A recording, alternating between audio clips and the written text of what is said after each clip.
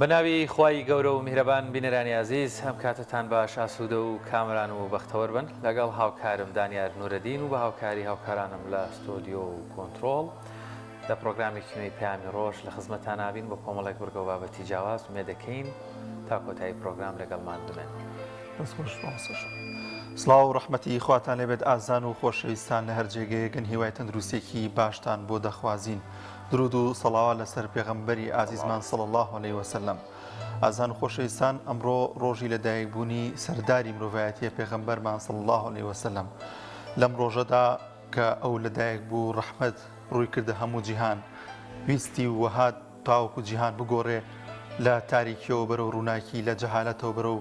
زانین بە لەدایکبوونی پێغەمبەری ئازیزمان صلی الله علیه وسلم وەرچەرخانێکی گەورەی لە مێژووی مرۆڤایەتیدا دروست کرد. بەڵێ هەر بەو بۆنەوە پیرۆزبایەکی گەرم لە تەواوی موسڵمانان و خۆمان و هەموو کەسانەی دۆستی ویژدان و زانست و ڕێگەی ڕاستی دەکەین و نێدەکەین ئەم ڕۆژانە وەرچەرخانێک بێ بۆ دڵدرنی هەموو ئەوانەی دڵیان تەنگە یاخۆت لە ڕێگەی ڕاست و تۆچونەتەوەی شەڵاخوای گەورە هیدایەتیان بدات و هەروەها هۆکارێکی ژێ بۆ ئارامگرتن و بەردەوامبوونی ئێمە لەسەر ڕێگای ڕاستی و هەروەها ڕێگای ویژدان و معریفەت و مرۆڤایەتی. بەڵێ مامۆستا لەم ڕۆژەدا لە تەواوی جیهان بەشێکی زۆری موسڵمانان ئاهەنگ و خۆشی دەردەبڕن، بەشێکی دیکەشیان پێیان وایە کە دەبێت شوێن سونەتەکانی ئەو بکەین و تاوکیادەکە زیاتر بەرز و مەزن ڕابگرین. هەمیشە و بەردەوام موسڵمانان گرنگی و بایەخێکی تایبەت دەدەن بەم جۆرە و بەم یادە و هەروەها ئەوان دەیانەوێت کە پێغەمبەری عزیزمان صلی الله علیه وسلم و سونەتەکانی لە دڵی هەموو موسڵمانێکدا جێگیر بێت. ئێمەش لەم بەرنامەیەماندا هەوڵ دەدەین ڕووماڵی ئاهەنگ و خۆشی دەربڕینی موسڵمانان لە شاری هەولێرەوە بۆ ئێوەی ئازیز بەگوازینەوە لەگەڵیشیدا شاعیرێک میوانی بەرنامەکەمان دەبێت و باز لە خۆشەویستی پێغەمبەری عزیز صلی الله علیه وسلم لە ئەدەبیات و شعری کوردیدا دەکات و کۆمەڵێک شعرمان پێشکەش دەکات. بەڵای زان دەستپێکیش دەچینە لای پێشبینیەکانی کەش و هەوا و بەرزی نوزنی پلەکانی گەرما لە شار و شارەشەکانی هەرێمی کوردستان.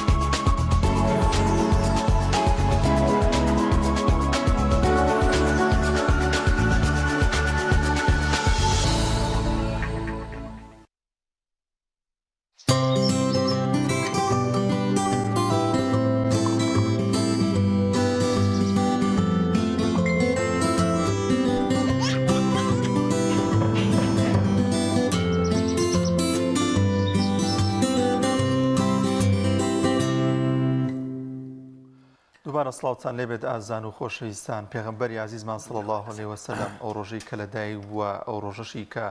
بوو بە پێغەمبەر بۆ مرۆڤایەتی هەمیشە و بەردەوام لە خەمی ئومەتەکەیدا بووە. تەنانەت ئەو ڕۆژەشی کە لە ڕۆژی دواییدا و هەموو ئومەتەکانی دیکە کۆ دەبنەوە ئەو تکاکارێکی گەورە دەبێت بۆ ئومەتەکەی. بەڵازان لەم ڕۆژە گەورەیەدا ئێمە لە بەرنامەکەماندا کە تەرخانمان کردو بۆ لەدایکبوونی پێغەمبەری عزیزمان صلی الله عليه وسلم هەوڵ دەدەین ئاهەنگ و خۆشی دەربڕینی موسڵمانان بۆ ئێوەی ئازیز بگوازینەوە وەروها لە تەوری یەکەمی بەرنامەکەشماندا باز لە خۆشەویستی پێغەمبەری عزیزمان صلی الله عليه وسلم لە ئەدەبیات و شعری کوردی دەکەین وەک کۆمەڵی شعری جوانی نێو ئەدەبیاتی کوردی سەبارەت بە پێغەمبەری عزیزمان صلی الله عليه وسلم دەگوازینەوە بۆ ئەوی عزیز و باسی ئەو زاتە مەزنە دەکەین لە ئەدەبیات و شعری کوردیدا گفتوگۆی زیاتر دەکەین لەگەڵ میوانەکەمان بەڕێز مامۆستا عەبدوڕەحمان تاوگۆزی شاعیر مامۆستایان زۆر بەخێر بێن. سپاس دەرشێت. ڕەحمان بەخێر بێن. قوربان عەزیزیان. سپاس. مامۆستا دەزانین کە لە نێو ئەدەبیات و شعری کوردیدا بە تایبەتی ئەو ئەدەبیاتی کە لە کۆندا هەبووە پێگە و گەورەی پێغەمبەری عزیزمان صلی الله عليه وسلم زۆر جیاواز بووە هەمیشە بەردەوام شاعیران ڕنگدانەوەیەکی گەورە هەبوو لە نێو شعرەکانیاندا ئەگەر باسی ئەومان بووکی بەنای خوای بەخشندەی میهرەبان بەناوی ئەو خودایی کە فەرمووی کون فەیەکون ببە ئەبێ ئەم ڕۆژە پیرۆزە پیرۆز بێت لە هەموو موسڵمانان کە ڕۆژێک بوو ئەو سەربەرەیەکە هاتە دی جیهانی لە تاریکستانەوە گۆڕی بۆ ڕووناکستان و ئەو مرۆڤانەی کە کەوتە بوون دەستی گرتن و هەڵیساندنەوە و ئەو کەسە بوو کە بوو بە شەمستانێک دنیای ڕووناکردەوە ئەگەر بینە سەر ئەدەبی کوردی بە عام ئەگەر باسی بکەی بەگشتی هەر لە شاعیرانی دێرینەوە تا ئێساش ئەگەر بێ ئەم لایەنە عیرفانی و دینیەی لێ دەرکە بەڕاستی هیچێکی نامێنێتەوە تۆرە مەولەی لێ دەرکە مەحوی لێ دەرکە نالی لێ دەرکە بێخودی لێ دەرکە حەمدی لێ دەرکە کێ بەڕاستی هیچێکی وامان نامێنێتەوە کە شانازی پێوەکەن بۆیە شانەزی گەورەی ئێمە بەو شاعیرانەوە بەو ئەدەبەوە کە هەمانە ئەوەیە کە ئەم لایەنە عیرفانی و ڕۆحیە تێدا بەرجەسێ وەک بەدەگمەن شاعیرێکە بینی و کەسێکە بینی کە ئەگەر هەر بە پەیوێکیش بێ بە باڵای ئەو نازار و ئەزیزیان نەوت بێت چونکە وەکو وتمان ئەو کەسێکە کە هات ئیتر مرۆڤی دروست کرد ئێمە هەمومان وەکو چەند جاریش وتمانە بەناو ئادەمین هەمومان ئادەمی زادینەوەی ئادەمین زادێ ئادەمین بەڵام ئایا چەندمان مرۆڤین مرۆڤ بەو مانایە لە سەردەمی ئەو پێشی ئەودان نەبوو کە ئەو هات مرۆڤی دروست کرد چونکە مرۆڤ خراپبووە خزمەتی هەندێ دەسەڵاتدار و هەندێ ستەمکار و هەندێ ئاغا و کوێخا و دەرەبەگی ئەو سەردەمانەی کە هەبوو بۆیە کە ئەو هات لەوەش زیاتر هەڵەگرێ هەر بۆیە ئەو شاعیرانەڵێن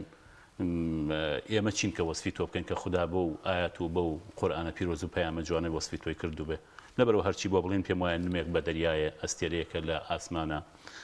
ناگاتە گەلاوێژێک ناگاتە مانگێ ناگاتە خۆرێک چونکە ئەو لەوانش گەورەتر زۆر باشە مامۆستا عەبدوڕەحمان ئەو خۆشەویستە زۆرەی لە دڵی عاریفانە دروست بۆ پەیامبەری ئیسلام بە زمانێکی سادەتر بپرسم جیاوازی پەیامبەرەکەی ئێمە لەگەڵ پەیامبەرەکانی ترا چییە ئەوە عاریفەکانی ئێمە وای بۆەکەن بۆچی بۆ ئەوانی تر نەکرا بەڵێ هەر لەو شاعیرانەمان هەیە پێڵێ خۆ تۆش هەروەکو ئەوان پێغەمبەر بووی بەڵام جیاوازی تۆ دوریدخان لەسەر بێت لەگەڵ ئەوانە ئەوەیە ئەم پێغەمبەرە صلی الله عليه وسلم وەرە ڕۆژێ لە ڕۆژان چەنێ ئازاریان داوە ئەو هەر ڕەحمەتی بەخشیوە ڕۆژێ لە ڕۆژان مانوو نەبووە بێتاقەت نەبووە ئەکرێ پێغەمبەری ترەوەتر لە ڕۆژی قیامەتە هەریەکێ بۆ خۆی داوایەک هەریکێ لۆچە کەسێکی دواکەوتی بێت لۆچە میلەتێکی لۆچە چەند ساڵ کەسێکی دواکەوتی بەڵام ئەم مرۆڤە ئەوەنە بە ڕەحم و سۆز و میهرەبانە لەگەڵ مناڵێکە ئەم مرۆڤە لەگەڵ درەختێکە تەنانەت لەگەڵ گیاندارێکە ئەوەرە پشیلەیەکی لە یاد نەکردووە کە باسیەوەکە ئافرەتێک بە بۆنێ ئەودان بەوە یام سەگێک یان بۆن منە ئافرەتێک ئازاری پشیلەیەکی داوە چونکە ئەم پیاغەمبەرە صلی الله عليه وسلم خوای گەورە پێوە فەرمێت تۆ ڕەحمەتی نەک بۆ مسلمانان بۆ کێ بۆ غەیری مسلمانانیش لە ڕاستیە اینجا بۆ نمونە ئەوە لە شیعرەکانە باسیکرێ وەکو لە فەرمودەکانە هاتووە هەر پیاغەمبەرێکە هاتووە یەکێ لەو شاعیرانە ئەڵێ مژدەی ئەوەی پێئەدا بە گەلەکەی خۆی کە دوای من کەسێک یەت یان مرۆڤێک یەت کە ڕەحمەت بۆ هەموو خەڵک و بۆ هەموو عالەم زۆر باش مامۆستا لە نێو شاعیرەکاندا کام شاعیران زیاتر شعرەکانی تەرخان کردەوە پێغەمبەری عزیزمان صلی الله عليه وسلم و شعرەکانی وەک بڵێ ئەگاتە دڵ و زیاتر خۆشەویستن وڵا خۆ زۆریان سە بۆ منەوەرە مەحوی بگرێ ئیتر سەراپای لە ڕاستیا بریتە لە بە وەسفی خوای گەورە و بە پێغەمبەری پێشەوامانە بۆ منە ئەوەڵێ لە تاکەشێ دێڕێکا کە من بەقەد هەموو دیوانەکەی بەلامە گەورەیە چونکە خەڵکێکیش نەتوانێت ئیتر مەحوی بە لا ڕێدا بباو ئەفری ئێستا بەداخەوە هەندێک دروست بووە ئەم شیعرانە ئەگوازنەوە بۆ بوارێکی تر و بۆ شتێکی ترۆمانە بەڵام مەحوی ئەڵێ لە دڵدا غەیری لە دڵدا خەڵک و خوددا هەبوو فائیدەی چی کە دەم پڕ بێ لە ئیاکەوە ئیاک ئێتە ئەم پیاوە هاتووە ئەم مرۆڤە بەرزە عاریفە زۆربەی شتەکانی بۆ خی گەور و بۆ پێغەمبەر یا وەرەوە بۆ سەر بێخوت بێخوت زۆر عجیبە لە خۆشەویستی پیاغەمبەری پێشەوەمانە صلی الله علیه وسلم ئەوە وەیە کە شیعرە بەناوبانگکەی و ئانی ترش هەر هەمویان لەو ڕۆژەوە ڕۆیشتووە تۆراوە دڵی من کە بەداخەوەی سا کەسانێک شێوێنن کە وەڵامە بۆ کێ نووسراوە بۆ چی نووسراوە ناوانە بەڵام هەروەرە بۆ کۆتایەکەی سەیریکە کە چۆن وەسی پیاغەمبەرەکە یعنی ئەوتر لە دێڕێکی تراڵێ بە قوربانی کەسێ بم کە بە قوربانی نەبی بێ هەر نەک پیاغەمبەر خۆی صلی الله علیه وسلم ئەوە فەرمێ کەسێکیش ئەگەر خۆن پێغەمبەری خۆش بێ من بە قوربانی بم ئیتر وەرەوە بۆ مەولەویەوە بە هەمان شێوە وەرەوە بۆ حەمدیە وەرە بۆ حەریقە بۆ هەر کەسێکیان لە ڕاستیە کەم دەستەکەوێت کە بە باڵای پیاغەمبەرە بە دڵ و سۆز نەینووسی بێ زۆر باشە پێمان خۆشە گوێبیستی کۆمەڵی شاعیر بین مەوەسەیان ئەگەر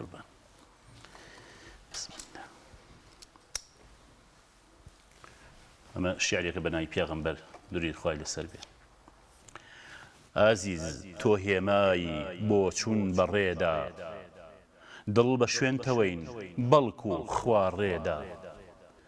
کلیلی دەرگای بەختەوەریت و سەردەم سەرسامە تیاماوە تێدا هەوێنی ئاشتی و بێوەی ڕێبووی لەوێنت نییە کواکەی لەکوێدا بێزەئارین لە دەمی بێکردار خنکاین لە تەم و لە کەشی شێدا برسیان هاتن پرسیان لە تۆ برسیتر بووی ڕامان لە جێدا تۆ دەستت ڕۆیی دەستی خەڵکت گرت ئێستا دەست دەبڕن لە شار و دێدا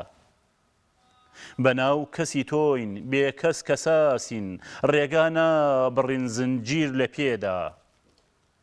خۆ من دڵنیام ئاسمان پیس نابێ بۆ تۆ ناحەزێک هەرچی فڕێدا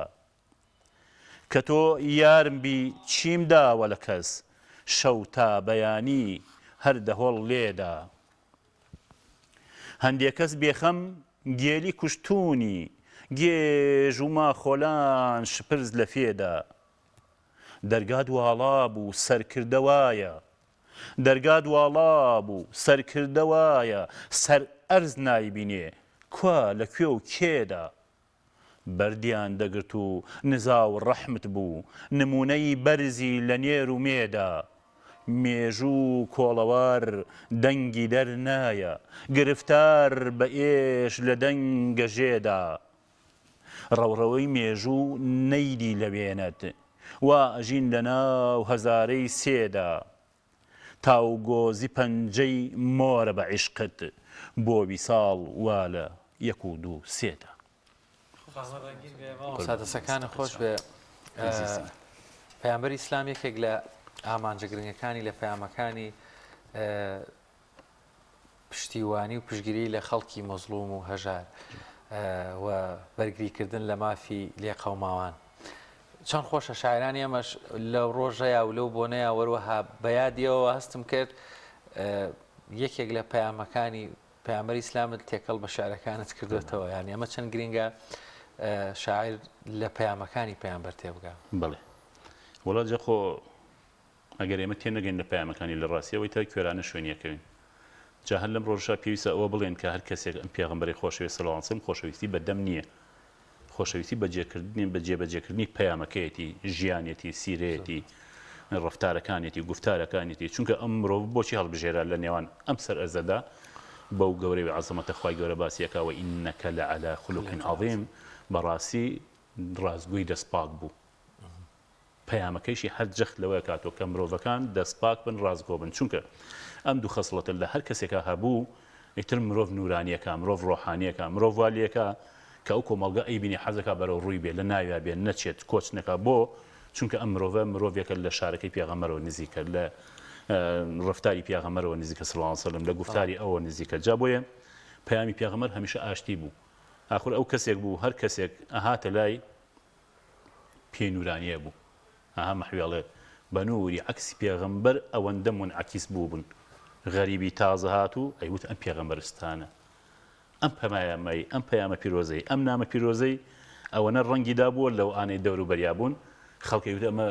یا مەدینە نییە یامەکە من نییە ئەمە هینە پێغەمبەرستانێکە بۆ خۆی بۆ چونکە ئەمانە ئەهاتن کە لەم پەیامە پیرۆزە هاتە خوارەوە خی گەورە بە دیاری بۆ ئەم مرۆڤەی نرد ئاخر بەداخەوەی ئێمە ناتوانین مافی دەین بەداخەوە قسەیش هەڵەیشەکەن هەندێک جار کە ئەمە وانیە و ئاوایە تۆوەرە ئالەم ڕۆژە گەورەدا کە ئەم لەدایک بوو چی بۆ هات پەیامی گەورە بە ئەو دراوە لە ڕاستیە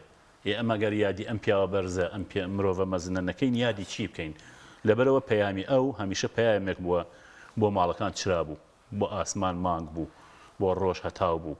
بۆ شەقام پاکی بوو بۆ بازار ڕازگۆیی بوو بۆ مرۆڤ گەورەبوون بوو یعنی ئەم پیاوە هات بیلالێک داما و ڕەش پێست بێکەس هەر تەنانەت ئەگەر بگەڕی بێعاشیرەت و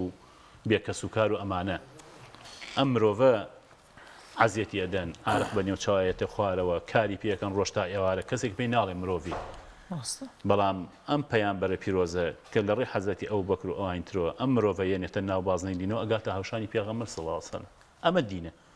بەڵام مامەکانی خۆی لەولاوە کۆمەڵێکیان کە باوەڕی پێ ناهێنن حتا قیامەت قورئان زەمیە کات لە ڕاستیە هەر بۆیە ئێمە پێویستە ئەگەر دوای ئەو بکەین ناکەوین ئەگەر بە ئەو سەرکەوتوو بین هەرگیسە سەرمان لەبەر دەرگای هیچ سوڵتانێکان ناکەوێت لە ڕاستیە زۆر بۆ ئومێدین پەیامەکەی ئاوا جێبەجێ بکەین مامۆستا بەدەر لەوانی مەسەرەن شاعیری ژنین کاتێکە گوێبیستی کۆپلێ لە شعرەکان دەبن ینی هەستێکی جیاواز پێ دەبەخشێ ینی کاتێکە شعرەخێنی تۆ من ئەمێ ئەو بۆ بگەێنم کە زیاتر هەست بە خۆشەویستی پێغەمبەری عەزیزمان دەکەی صلی الله علیه وسلم ینی وات لێ دێت زیاتر خۆشە بێ کاتێک ئەو دێڕە شعرانە خوێنیتەوە ئەمە تا چەند ڕنگدانەوەیەکی گرنگە لە نێو مسلماناندا کە بابەتی شعری وەلانەنێن کە زۆر زیاتر دەبێتە مایەوەی کە پێغەمبەری عەزیزمان صلی الله علیه وسلم خۆش بێت وڵاهی خۆی شعر بۆ یان لە شعور هاتووە هەستە سۆزە سۆز و شتێن منش لە ناخی مرۆڤ دەست پێکات خۆی لە ڕاستی ئەگەر جاران ئەگەڕێتەوە بۆ لادیەکان وەختی خۆی لە دیوەخانێکە یان بۆ لە ماڵێکە شاعیرەکە هەبووە ئیتر و شاعیرە بووە بە میحراب و مینبەر بۆ ئەو خەڵکە ئیتر کە شیعرێکی خوێنێترەوە بۆ پیاغەمبەر صلی الله علیه وسلم عەطف و سۆزێتیایە تۆ لە پیاوێکی بە تەمەنی ڕشسپیە بینی لەم شەوانە بۆن منە دەرێخا گەنجێکە بینی ژنێکە بینی ئافرەتێکی لە چک بەسەر و جوان و بە تەسبیحەکەوە کە شیعرێکە خوێنرێتەوە وەکو جەزبەی ڕۆحی لێبێ وایە ئەمان گەێنێتە ئەوەی کە ئەگەر بۆن منە قسەی ئاسایی جیاوازە لە شعر لە ڕاستیە شعر بۆ چونکە سیق ناخە بە وەکو وتمان بە هەست و سۆز و خەیاڵ و فیکرەوە ئەمانە کە ئەمەشە بوو کاریگەری خۆی ئەبێ وەکو ئەو وایە چۆن چایە کە شەکری تێکەی شیری نەبێ قسەیش کە ئەم هەست و سۆز و ئاوازەی تێکەی بەڕاستی شیرینتر بێ و کاریگەری ئەبێ لەسەر دەروینی خەڵکێکی تر زیاتر سعود ڕەحمان ئەگەر خامەیەکی ترێ هەبێ کە پێوەست بە میادە و بە یادی لەدایکبوونی سەروەری مرۆڤایەتی پێشکەش بە بینەرەکانمان بکەیت سەرچاو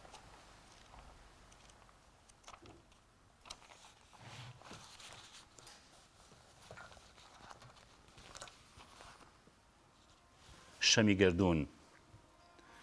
دەمین لە مەدحی ئەو زاتە عەجەب تێناگەین هەر دەمین سەردەمین هەمووان بەدەم و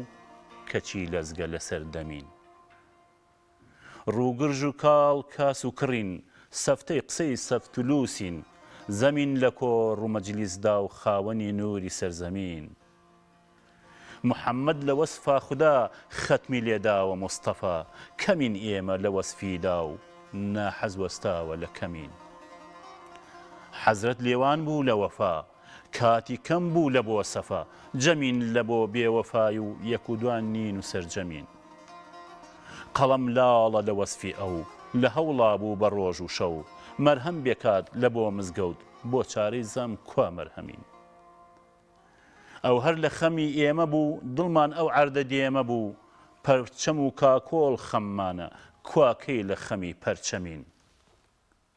قبولی کرد برایمان ئێمە نابین بە برای ئەو چەمینی یەکسەر بۆ داوای دژ نابین بە ڕووبار هەر چەمین خاڵیە دڵ لە خوێنی هەست سەرمان باداوە گێژ و مەست هەردەمین لە غافڵیدا و هەردمان بۆتە هەردەمین قودرەتی قادری دەوێ کە ڕوومان لە ڕووی دەرکەوێ تەمێی زلەی مێهر نابین کە سەرە هەر تەڵخ و تەمین محەممەد نووری هیدایەت کە هات نووری بەخشیەوە شەمیلەین و گەورە نابین لەکوێ بۆ ڕێگای وەک شەمین ئەو بە شەوق و بە زەوقەوە قم فەئەنذیری کردەکار یاسە دڵمان بۆ داوای ئەو کوا بۆی ڕێحانە و یاسەمین وەرن بەیعە بە واژۆی دڵ بنووسین لە تۆماری ژین بۆ حەزرەتی خەمی خواردین ئێمە بۆچی وابێ خەمین لەوا سارع و فی الخەیرات لە بۆ ئێمەش ئاماژەیە یەکان بگرە لە خانەدا بۆ داوای زۆر خانیە کەمین پەنجەی شەهادە هەڵبڕن فیردەوس بە ڕێگای ئەو بکڕن لەسەر ڕێگای ئەمین ئێمە بە حەق خۆی سادق ئەمین کەرەم کە بۆ لای ئەهلی دڵ دڵت بنووسە بۆ سەفەر کەرەم کە بۆ لای ئەهلی دڵ دڵت بنووسە بۆ سەفەر تا لە ڕووی بێ ڕوو نەوەستین لە لای ئەکرەم ئەکرەم قوربان زۆر جوان دەستخۆش مامۆستا باز لە شاعیرانی ئەم سەردەمەی ئێستا بکەین پێ دوایە شعرەکانیان بۆ پێغەمبەری عزیزمان صلی الله عليه وسلم بۆ وەکو شاعیرانی کۆنی ینی بۆ شاعیرانی کۆن زۆر هەستێکی تایبەتی تێدا ینی خۆشەویستێکی زیاتری تێدایە هۆکار چییە بۆچی دەگەڕێتەوە ئەو سەردەمە خۆی لە ڕاستی هەر سەردەمێک بۆ سەردەمێکی تر جیاوازە بێگومان هەر بۆیە تەنان حەزرەتی عومەر ڕەزا و ڕەحمەتی خوای لێبێ فەرمی مناڵەکانتان بە گوێرەی سەردەم پەروەردە بکەن ئێستا وەرە لەم سەردەمە جەنجاڵی و هەزارەها کێشە و گرفت و کەیتر مرۆڤ وای لێ هاتووە سەری ئاوا سوورغا بە دوای کێشە و گرفتەکان بەڵام سەردەمێکی وەکو سەردەمی نالی و مەحوی ئەمانە تەنانەت لە مەولەوی لەسەر شاتە و زێدی ئێمەوە بە پێ ئەڕات یا بە سواری وڵاقێک هەتا ئەگاتە سنە و لێوێ دێتەوە نازام کەرکووک و لێوێ ئەچێتە هەڵەبجە و خەڵک بە پیریەوە ئەچێ لە ڕاستیە ڕێزی ئەگرێ حرمەتی ئەگرێ ئەمە ئەبێتەوە هاوێن و عەشق لە ناخیدا اینجا کەسانێکی وا لە حوجرا ئەیان خوێن کە ئیتر حوجرە بۆ خۆی بەرەکەتێک بوو نور و ڕەحمەتی خوای گەورەی بەسەرە ئەباری بەڵام ئێمە ئێستا بەداخەوە لە ناوەندەکانە هەوڵی ئەوەمان بۆ درێ هەر تەنانەت باسی پیاغەمبەر صلی الله علیه و سلم وا بچووک بکرێتەوە کە نەوەکانمان نەیناسین بە مەرجێ تۆ میلەتێکی لە ساڵ 98 و ئەڵێن زیاتریش و مسڵمان بێ وەرە لە ئەو هەموو شاشە و تیڤیە کە هەیە ئەوەندە باسی غێری پیاغەمبەر کرێ صلی الله علیه و سلم باسی زەڕێک لە گەورەی ئەو ناکرێت ئەو بۆی ئەو شاعیرانە هەوێنی مەینی ژیانیان عەشقی پیاغەمبەر بوو صلی الله علیه و سلم ئێستا ئێمە بە دوای عەشقی تراوێڵین من پێم وایە ئەگەر عەشق ئەگەر خۆشەویستی بەڕاستی بۆ پێغەمبەر بێ صلی الله علیه وسلم ڕەنگ لە ناو ماڵەکانە و لە ناو شەقام و شاریشمانە ئەداتەوە مرۆڤەکان گەورە ئەبنەوە بەڵام بەداخەوە ئێستا تۆ وەرە وڵاتێکی وەکو ڕووسیا ئێستا من زۆر مایەی خۆشحاڵیەوە کابیسم بینیم وێنەکەش هەر بەدەستیەوە یەکێکی وەکو پوتین یەت صحیحی بوخاری تەرجمان ئەکاتەوە و لە وڵاتەکە دابەشیەکە بۆ ئەمە ئەوەیە کە ئەم ڕۆحە گەورە بوونە و ئەم ڕۆحانیەتە و ئەم حکمت و عیرفانیەتە لە دینانە بێ لە شوێنێکی ترە دەست ناکەوێت خۆ ئەگی نابتوێت ئەم مرۆڤە جەمسەری وڵاتێکی بەدەستەوەی جەماڵ ئەوسا لە هەمووشی گرنگتر تێگەشتنیەتی لە دین تێگەشتنیەتی لە فەرمودەکان بۆ مناسەوەکو پۆتین دڵنیام تێگەشتەوە بۆیە ئەوێ بیخاتە سەر زمانەکەی خۆیان و بڵاوی کاتەوە گومانتیانی بەڵام لای ئێمەیان بەداخەوە یان مندیان کۆڕگیراوە مامۆساوە بۆ شعرێکمان بۆن منە بۆ چواردەی چوارە یان بۆ چییە یان بۆ چییە وتم وڵای کاکە من ئەوانم نییە بەڕاستی من خۆم لێکلایی کردوەوە ئەم پەنجەی پەیمانە داوە بەخوای گەورە بۆ پێغەمبەر خۆشەویستە صلی الله علیه وسلم ئیتر لەگەڵ ئەوانشا لەژێر سێبەری ئەوانە بۆ نیشتیمانە بۆ لایانی کۆمەڵایەتیە بۆ ڕۆشنبیریە بۆ فێرکردنە بۆ پەروەردەیە بۆ هەر شتێک ئەمانە نووسی و گومانتیان لای خوای گەورە ئەجرێکی باشیش وەرەگری من نایم بۆی کە شاعیرانی وەختی خۆی ئەوانەی کە خۆیان یەکلایی کردوەوە بەدڵ نووسیانە بۆ پێغەمبەر صلی الله علیه وسلم بۆیە وەکو وتم ئەوەی کە مەحوی هەیە یان بۆ نمونە ئەوەی کە مەولەوی هەر کامسێکیان کە ئەگەر تۆ یا بێخودە کابرا نهاتۆ بە دوای عەشقێکی ئەم سەردەما نامە شعرێک و نازانم تەنزە شعرێک بووە ئافرەتێک و بۆچی بووە بسک و بە باڵایە بێتە خوارەوە و دوای ئەوەش کە عەشقێکی ڕێزم هەیە ئەوە نییە دوای لە ڕێی نامێکی تۆ بوێ حیای بەرێ نا ئەوان کە پابند بوون بەو دینەوە ئەگەر لێشیان درابێ نەیانداوە لە کەس ئەگەر بەردیشیان تێگیرا بەردیان بە کەس نەگرتەوە بۆیە هەمیشە بەدڵ مرۆڤ ئەبێ بەدڵ بێ لە ڕاستی ئەوە بۆیە پێغەمبەری خوا صلی الله علیه وسلم فەرمێ کە گەورەی ئێوە یان بۆ نمونە براوەتان یان سەرکەوتنتان بە دڵ و هین بە جەستە و بە ڕووی جوان و بە جلو بەرگ و نازان بە کەشخەی و ئەمانە نییە بەڵکو بەچێ بەدڵە ئەوان دڵیان بردە حزوری ئیتر بۆی ئاو بۆ شەوە گەورە بوون لە ڕاستی بۆ ئێمە بۆ ئومێدن کە ئێمەش دارەدارەیەک و ئەلفوبیەکمان هەبێت لەو بوارە بتوانین ئەو کەسانی کە لەم بوارە ئەنووسن دڵیان ببەخشن بەو مرۆڤە گومانیتیانێ دڵیان زیندوو ئەمێنێتەوە. ماوەسا عەبدوڕەحمان یەک تۆز بگەڕێنەوە بۆ دواوە پێشەوەی هۆکارەکانی هاتوچۆ و کەرەستەکانی گەیاندن هەبن گەیشتن بە دیداری سالاری مەدینە و ڕۆیشتن بۆ ڕۆزەی ڕەسوولڵڵا ڕەنگە کاتێکی زۆری ویست بێ خەڵکێکی زۆرمان بووە هەنێکیشی وەکو بێخود هەر بە خەیاڵ دڵی ئەنێرێ ئەم هەستاشی پێیان یان قسەی تۆ لەسەر ئەم هەستەیان خەیاڵی خۆتت نەناردووە بۆ دیداری سالاری مەدینە؟ بەڵێ وەڵا خۆ ئەلحەمدوللا هەموو شتەکان یعنی وا کردومەکە لە حزوری ئەو دابێت لە ڕاستیە چونکە ئەگەر تۆ هەستکەی وەکو فیلمێکی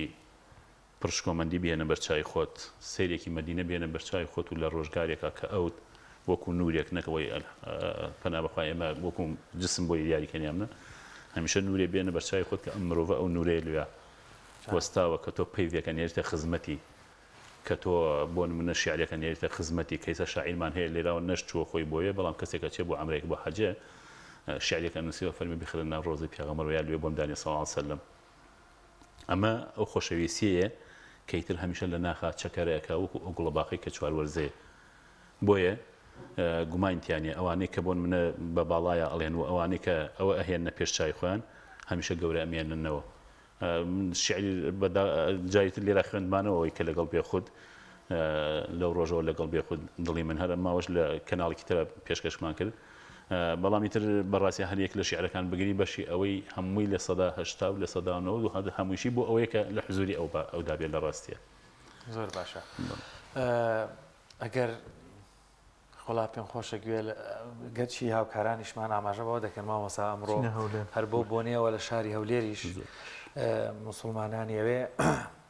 یادی لەدایکبوونی پەیامبەری ئیسلامەکەن تەمەنەمە لە مێژووش ماوەستا عەبدوڕەحمان لە سەردەمی سوڵتان مزەفەردینی کۆکەبەری و کلتورە توانی بڵێن هەولێر پێشەنگە لە هەموو جیهانی ئیسلامی یانی تەنانەت لە شاری مەدینەش و لە شاری مەکەش پێش ئەوانیش ئەم دەستی کرد بە یادی مەولود وەکو مۆرکێکی هەولێر لێ هاتۆ یادی مەولود دیارە ساڵانە لەوێ لە هەولێر بەتایبەت لەم ڕۆژەیە یادی پەیامبەری ئیسلامەکرێتەوە مادام پێشەوەی هاوکارانمان ئەبێ بچینەوێ ڕووماڵی بکەم پێمان خۆشە مامۆستا ئەگەر بەرهەمێکی تر یان خامەیەکی ترت هەبێ بەم بۆنێەوە لە ڕۆژی لەدایکبوونی پەیامبەری ئیسلام پێشکەشمان بکەیت.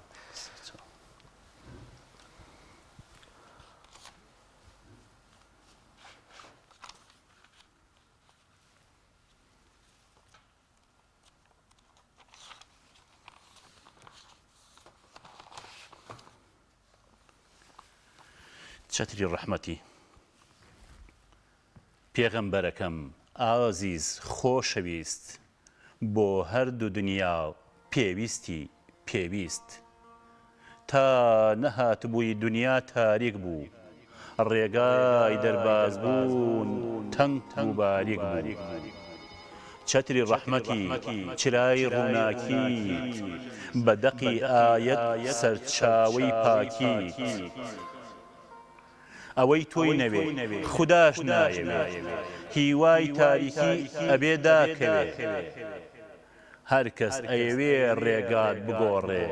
خەیاڵە و ئەبەد نایەتە گۆڕێ کێویست بێتی لێت بداتانە سەر شۆڕە دۆڕا و پەندی زەمانە بۆ کێڵگەی ژیان باشترین فەڕی هەرکەس دەیەوێ بە هەڵەوەڕی لە ئاستی تۆدا خۆی گیف کاتەوە سەری سەرشۆڕی باداخاتەوە چونکە خوداوەند دەیان بەزێنێ بە قەهری قادر دەیان تەزێنێ باشە لەبەر چی و چیان لێت دەوێ هەردەم خەریکن بە ڕۆژ و شەوێ تا چرای ڕوونی ئەم دینە کزکەن زاری حەق بێژان بێدەنگ و فزکەن بەڵام ئازیزم پێغەمبەرەکەن قوربانی ڕێتم تاجی سەرەکەن لە کەم و کورتیم تو خواه بمبورە دەستم نادگاتێ و ڕێگاشم دوورە ئەگین هەموو ڕۆژ بۆ سەردانی تۆ ئومێدی منە بیکەم هات و چۆ قوربانی تۆ بم نوری چاوان خۆشەویستری لە گشت باوان ئیدی بە هیوام شەفاعەت خوازم لێرە و لە ئەوێش بە تۆ دەناسم بە تۆ دەناسم خوا دەستخۆش مامۆستا گیان زەحمەتی کێشا زۆر سپاس دەکەین مامۆستا گیانی خوا بەخێر بێ مامۆستا عەبدوڕەحمان تاوزۆزی شاعری خوا بەخێر بێ سپاس کەم دەرفەتت بێن بەخشی بەڵێ سپاس دەکەین مامۆستاگیان جینەرانی عەزیز دەچینە لای دەچنە شاری هەولێر وەک پێشتریش ئاماژەم پێکرد لە سەردەمی سوڵتان مزەفەرەدینی کۆکەبەری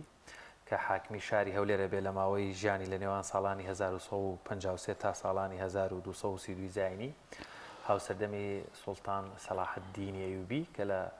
میسر فەرمانڕەوای ئەیوبیەکانە بێت بۆنەی مەولود نامە یاخود یادی مەولود وەکو یەکەمین مسلمانێک یەکەمین فەرمانڕەوایەک دەست دەکات بە یادی لەدایکبوونی پەیامبەری ئیسلام هەموو ڕۆژ ساڵێک لەو ڕۆژەیە لە کاتژمێر نوێی بەیانی تا درنگانێکی شەو لە سەردەمی سوڵتان مزەفەرەدین لە شاری هەولێر مەولود نامەکراوە مەش بۆتە کللتورێک و هەروەها بۆتە عاداتێکی بەردەوامی بە ئێستەشەوە لە هەولێر هەموو ساڵێک پێشەنگی هەموو شارەکان و هەموو ناوچەکان بە بەرزی باڵای منارەی چۆلی و قەڵای هەولێر سەڵاوەت لە دیاری ڕەسوڵی ئەکرەم صلی الله عليه وسلم دەدرێ و هەروەها دڵ و شیرینی و نەبات و شەربەت لە پێناو خۆشەویستی و خوای گەورە و پەیامبەری ئیسلام بڵاو دەکرێتەوە. بەڵێ مامۆستا شوان لە جیهانداوە بە تایبەتی لە نێو میلەتی کووردا بە تایبەتی گرنگێکی زۆر دەدرێت بە ڕۆژی لەدایکبوونی پێغەمبەری عەزیزمان صلی الله عليه وسلم لەم ڕۆژەدا پێغەمبەری عەزیزمان صلی الله عليه وسلم خۆشەویستی زیاتری بۆ نێو شاری هەولێر ئەمڕۆ لە یاد و بۆنێشی جیاوازداین یاد و بۆنێ ئەم جارەمان مەراسیمی یادی لەدایکبوونی پێغەمبەری پێشەوایە صلی الله عليه وسلم کە هاوڵاتیانی شاری هەولێر بەگەرموگوڕیەوە ئەم یادە دەکەنەوە و بەتایبەت لە نێو مزگەوتەکاندا هەروەک ئەوەی کەوا لە پشتیمنەوە دیارە یەکێکە لە مزگەوتەکانی نێو شاری هەولێر کەوا مزگەوتی حاجی عەبدولقادر سەعید دەباغی ناوە کەوا هاوڵاتیەکی زۆر بەرەو ڕووی ئەو مزگەوتە دەچن و لە نێو مزگەوتەکەشدا مەراسیمی مەولودکردن ئەنجام دەدرێت و هاوڵاتیەکی زۆر لە نێو شاری هەولێر هاتۆتە نێو بازار ڕووی لە بازارەکان کردووە بۆ ئەنجامدانی یادی مەولود. بەڵێم هاوڵاتیان بە گروپتینێکی جیاوازەوە هاتوونەتە ئێرە من دەمەوێت هەم بۆ چوونی هاوڵاتی وەربگرم و هەمیش باز لەو خۆشەویستی هاوڵاتیان بکەین بۆ پێغەمبەری خوا. یەکێک لە هاوڵاتیان دەیەوێت قسەمان بۆ بکات. سڵاو لێبێت. دەتەوێت چی بگەینی لە ڕۆژی لەدایکبوونی پێغەمبەری خوا صلی الله عليه وسلم زۆر سەلاواتی دەدەین سەلاواتی لا إله إلا الله ما ئەو مەولودەکە زۆر خۆشە ئەمانگەی مەولود زۆر خۆشە دڵم خۆشە بەیانی زۆر هەستامە نوێژمیانی هەستامە سەلاواتم لێدایە نوێژمیانی ئینشاءالله ئەو دوعایە خێرە سەلاواتە لا إله إلا الله محەممەد رەسوول الله دەست خۆش بی هەڵبەتە من دەمەوێت ڕوو لە بازاری گەورەی هەولێر بکەین ئاخۆ یعنی دیمەنی ئاپۆڕای جەماوەری خەڵکی شاری هەولێر بۆ بینەران بگوازمەوە کە خەڵکێکی زۆر ڕووی لە نێو بازاری شاری هەولێر کردووە بە تایبەت بەردەم قەڵای شاری هەولێر کەوا بڕیارە مەراسیمێکی تایبەت لە یادی لەدایکبوونی پێغەمبەری خوا صلی الله عليه وسلم لە بەردەم قەڵای شاری هەولێر بەڕێوە بچێت. من دەمەوێت زیاتر بۆ چوونی هاوڵاتیان وەربگرم ئاخۆ بزانم لەو یادە لەو بۆنەیەدا ئەوان چی دەڵێن و چی بکەن باشە بۆ زیاتر خۆشویستنی پێغەمبەری خوا درودی خوای لەسەر بێت. قوربان سڵاو لێبێت. ئێمە چی بکەین بۆ ئەوەی زیاتر بەکردەوە بیسەلمێنین کەوا پێغەمبەرمان خۆش دەوێت. بەڵێ سەرەتا پیرۆزبایی یادی لەدایکبوونی پێغەمبەر صلی الله علیه وسلم لەگەڵ مسلمانان دەکەم بۆی ئێمە پێغەمبەرمان خۆش بوێ خوای گەورە لە قورئان پیرۆزدا فەرمێ قل إن كنتم تحبون الله فاتبعوني يحببكم الله أي پیغمبر صلی الله علیه و سلم پیامبره اگه ایو براستی پیغمبرتان خوش دوی بدوای شوێن پیغمبر صلی الله علیه و سلم بکەون بدوای ئەمر نەهیەکانی پیغمبر صلی الله علیه و سلم بکەون و بێگومان یادی دایکبوونی پیغمبر صلی الله علیه و سلم هەر ڕۆژێک نییە هەر ئینسان هەموو کاتێک سنەتی پیغمبر صلی الله علیه و سلم زیندوو بکاتەوە ئەوە بێگومان یادی دایکبوونی کردیتەوە. زۆر باشە دەبینرێت هاوڵاتیان بەتایبەت لە ڕۆژ لەدایکبوونی پێغەمبەر ڕوو لە بازارەکان دەکەن ڕوو لە مزگەوتەکان دەکەن ئەم نەریتە چۆن هەڵدەسەنجێنی تۆ؟ وەڵا بە شتێکی جوان بە شتێکی یعنی برین ئینسان زۆر دڵی خۆشە بێ هەموو خەرکەی دەبینی بە شەوق و زەوقەوە یعنی بەبێ ئەوەی کە زۆریان لێکردبی کە لە کات دەعوتلەیە دەوام نییە خەرک بە کەیفی خۆی یعنی کاتەکانی کە زۆر بە زەحمەت دەخەوێت هەردەستی بەرام لەو ڕۆژەیدا لەگەر بەیانی دەخەوێت هەردەستی وەدەزانی ئیلتیزاماتەکە سەرشانی دەستان خۆش بێت بەڵێ وەکو ئەوەی کە دەیبینن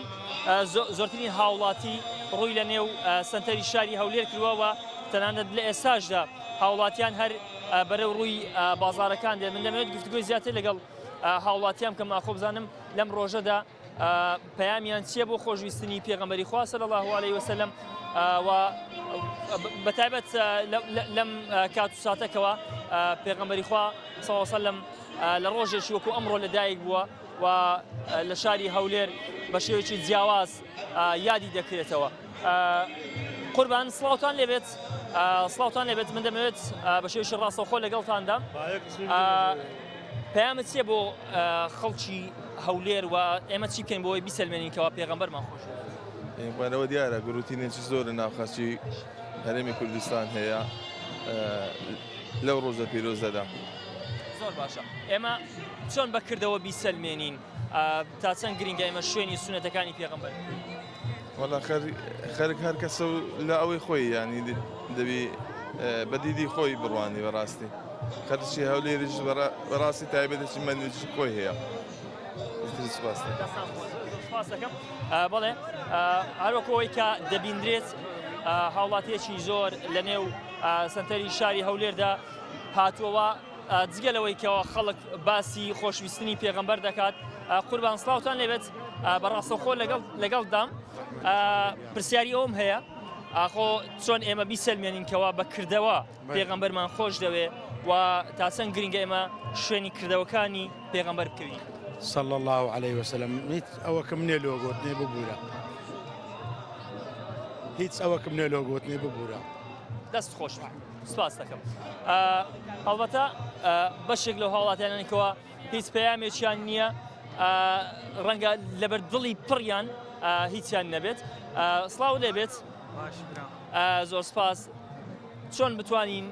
بەکردەوە بیسەلمێنین پێغەمبەرمان خۆش دەوێت؟ وڵا پێغەمبەرمان زۆر خۆش دەوێت ئیشاڵا هەموو ساریەوە خۆشی بی ئەم ساڵێش خۆشە؟ ئەوڵا سار خۆشە. بەکردەوە گرینگە ئێمە شوێنی پێغەمبەر بکەوین سونەتەکانی زیندوو بکەینەوە؟ ئیشاڵا ئیشاڵا ئیشاڵا. چیتێ بۆ هاوڵاتیان و بۆ خەڵکێکەوە هاتوونەتە ئێرە؟ وڵا هاوڵاتێکیان باشن و ئیشاڵا حەق خێری و خێربی. زۆر سپاس. من دەمەوێت زیاتر بۆ چوونی هاوڵاتی وەربگرم ئاخۆ بزانم ئەو هاوڵاتیانە پەیامیان چییە و چۆن دیانەوێت خۆشەویستی خۆیان بۆ پێغەمبەری ئیسلام درودی خوای لەسەر بێت دەرببڕن و جگەلەوەی کەوا لێرە گەنجان دەبیندرێن هەڵبەتە کەسانی بەتەمەن دەبیندرێن و مامۆستایانی ئاینی و ئەندازیاران منداڵان تەمەنە جیاوازەکانی منداڵان و لە کوڕان لە کچان دەبیندرێن لێرە بۆی بیسەلمێننکەوە پێغەمبەریان خۆش دەوێت. قوربان سڵاو لێبێت زۆر سپاس دەکەم. چۆن دەسەلمێنرێت کە ئێمە پێغەمبەرمان خۆش دەوێت ئەو خەڵکەی کەوا لێرەیە بۆچی شتێک هاتووە؟ وەڵاوە لە بۆ خۆشەویستی بە پێغەمبەر هاتێساسەلم بەڵام ئەمە دەبێ لەگەر ئەوە کردارەکانیشی جێبەجێکەینەوە کە لە سونەتەکان باسی کردیا بۆ خۆشەویستیەوە دەبی لە نوێژەکان سونەتەکان لە هەموو ئەو کردار پێغەمبەر بەخۆی کردی ساسەلم ئەمە لەسەری بەردەوام بین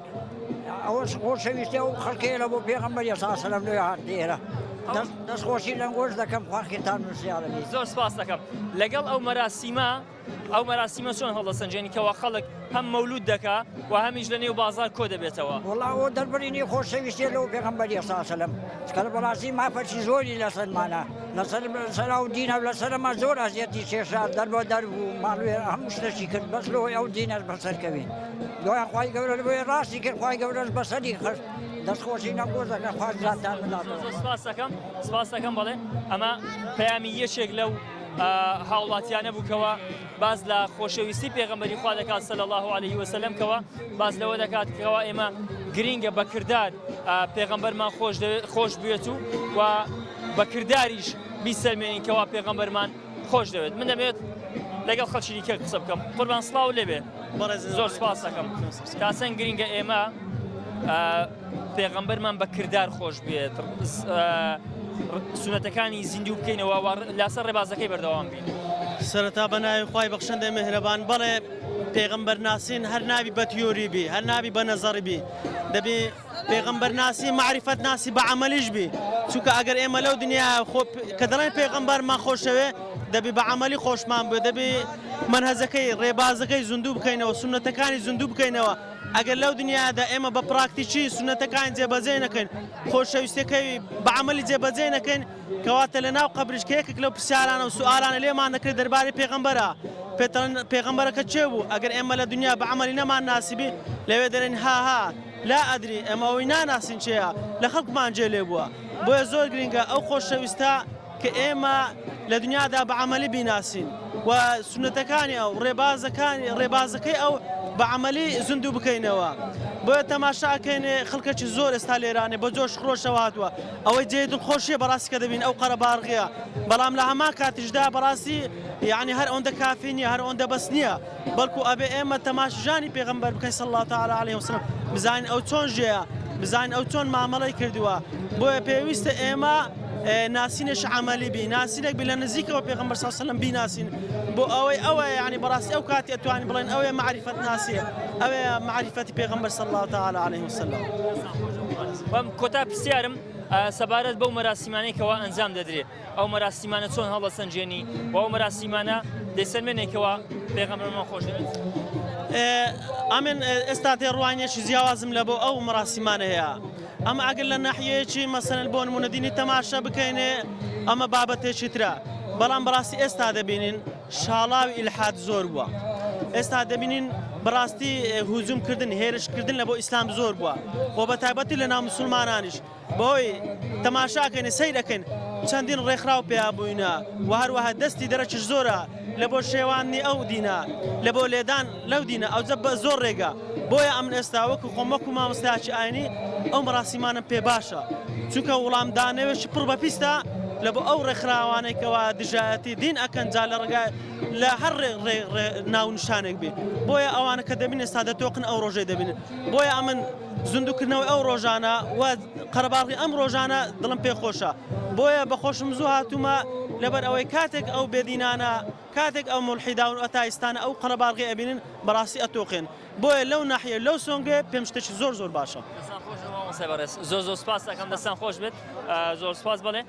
هەڵبەتە هاوڵاتیان ئێستا سەرەتای دەستپێکردنی مەراسیمەکانە لە نێو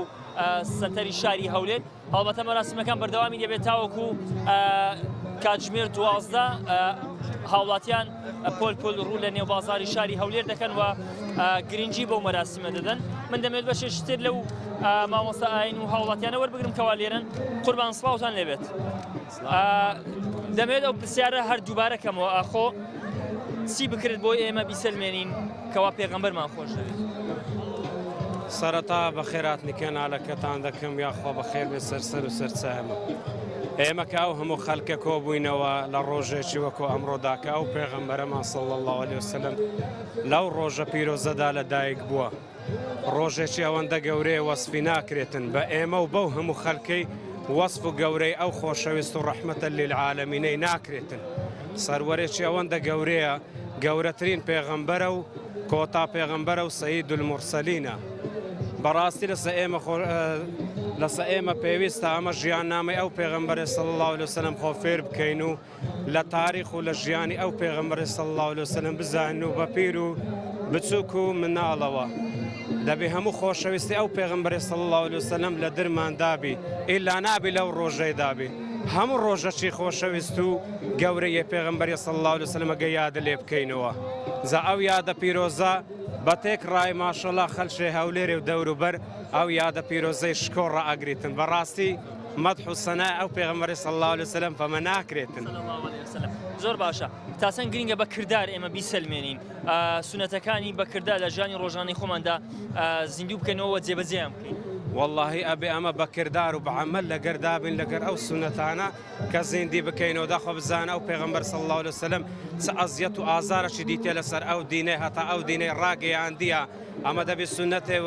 بە ڕۆژێ بین و ئەو دووشەم و پێنجشەمانە یان ئەو زکرێ بکەین سەلاوەتە لەسەر پێغەمبەر صلی الله علیه وسلم لێدەین بەدر یادی بکەین هەموو لە هەموو کات و وەختەشدا لە درماندا بیتن چاوات ماچەکەم برا بەڕێزی سەلامەت میاخوا بەڵێ هەڵبەتە جگە لەوەی کەوە هاوڵاتیان ئەمڕۆ زۆر بە مشتاقەوەن بۆ ئەم یادە هەڵبەتە شاعیرانی کورد لە نێو کۆمەڵگەی کوردیدا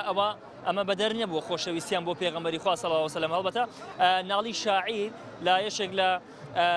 شعرەکانیدا لە وەصف و سەنای پێغەمبەری خوا صلی الله علیه وسلم دەفەرمێت وەصفی ڕوخساری ئەو لە فکری بەنی ئادەم بەدەر ابتدای مدحی دەمی وەکو خەبەری بێ ئەسەر ئەوە یەشێکە لەو شعرانەی کەوا باز لە خۆشەویستی کەسێک دەکات کەوا باز لە ڕوخساری پێغەمبەر دەکات بەڵام لە هەمان کاتیشدا نەگەیشتۆتە ئەو ئاستێکەوە وەکو خۆی پێغەمبەری ناسبێ وەکو خۆی گەیشتوێتە ئەو محیبەتەی کەوتوێتە دڵکەوە پێغەمبەری خوای صلی الله علیه وسلم چوبێتە دڵ من دەمەوێت بەردەوام لەگەڵتان و لە ڕووماڵەکە بەشێک لەو منداڵانە وەربگرم سڵاو لێبێت زۆر سپاس دەکەم پێم بڵێتەوە ئەمڕۆ بۆچی لێرەی وڵی بۆ مەولود بۆ مەولود لێرەی زۆر باشە هەر ئەم ساڵ هاتوویان ساڵانی دیکە شاتی ساڵانی دیکە شاتوو زۆر باشە چی بکەین بۆ ئەوەی پێغەمبەرمان خۆش بێ سەڵاواتی لەسەر لێدەین ئافەریم سونەتەکانیشی جێبەجێ دەکەی ئیشا نوێژەکانیش دەکەیت دڵنیام نوێژی دەکەیت ماشەڵڵا لێبێت تەمەند درێژ بی بە هیوام خوای گەورە تەمەند پڕبەرەکەتکە و تەمەند درێژ بیت زۆر سپاس دەکەم من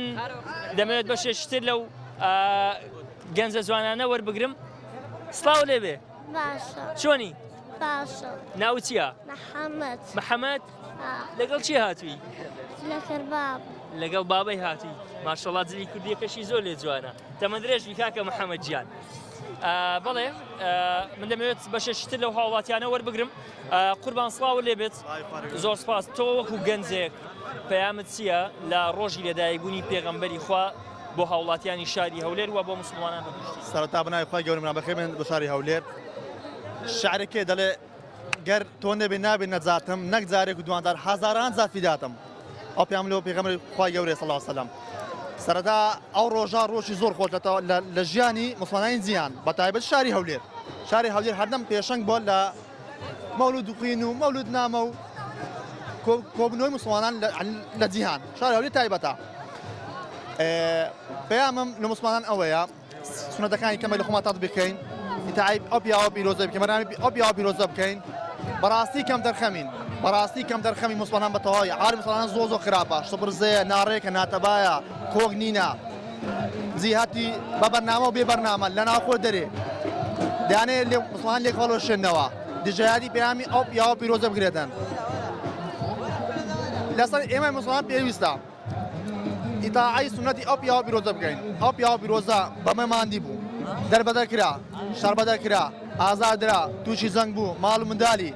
لەبەر چێ بەس هەتا پەیامەکە بگەێنتە ئێمە کەم دەرخەمین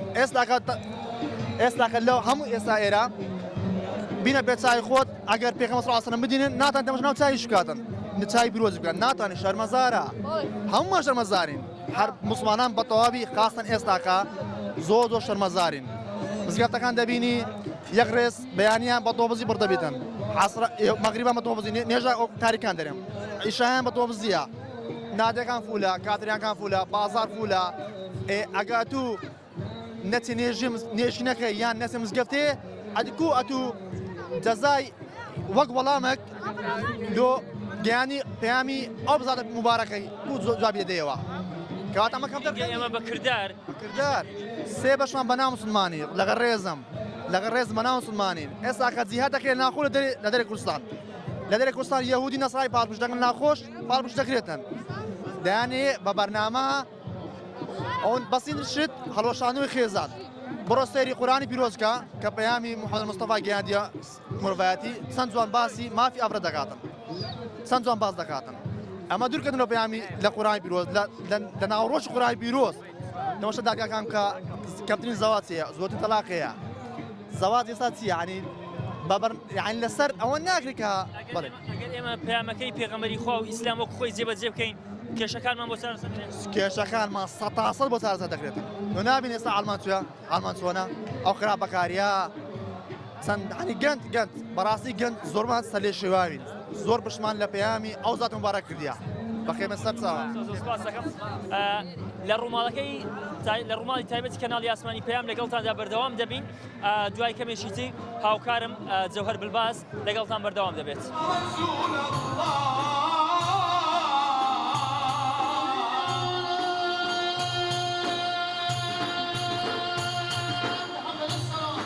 أنا روحي فداء لقبر أنت ساكنه يا رسول الحنان أمان أمان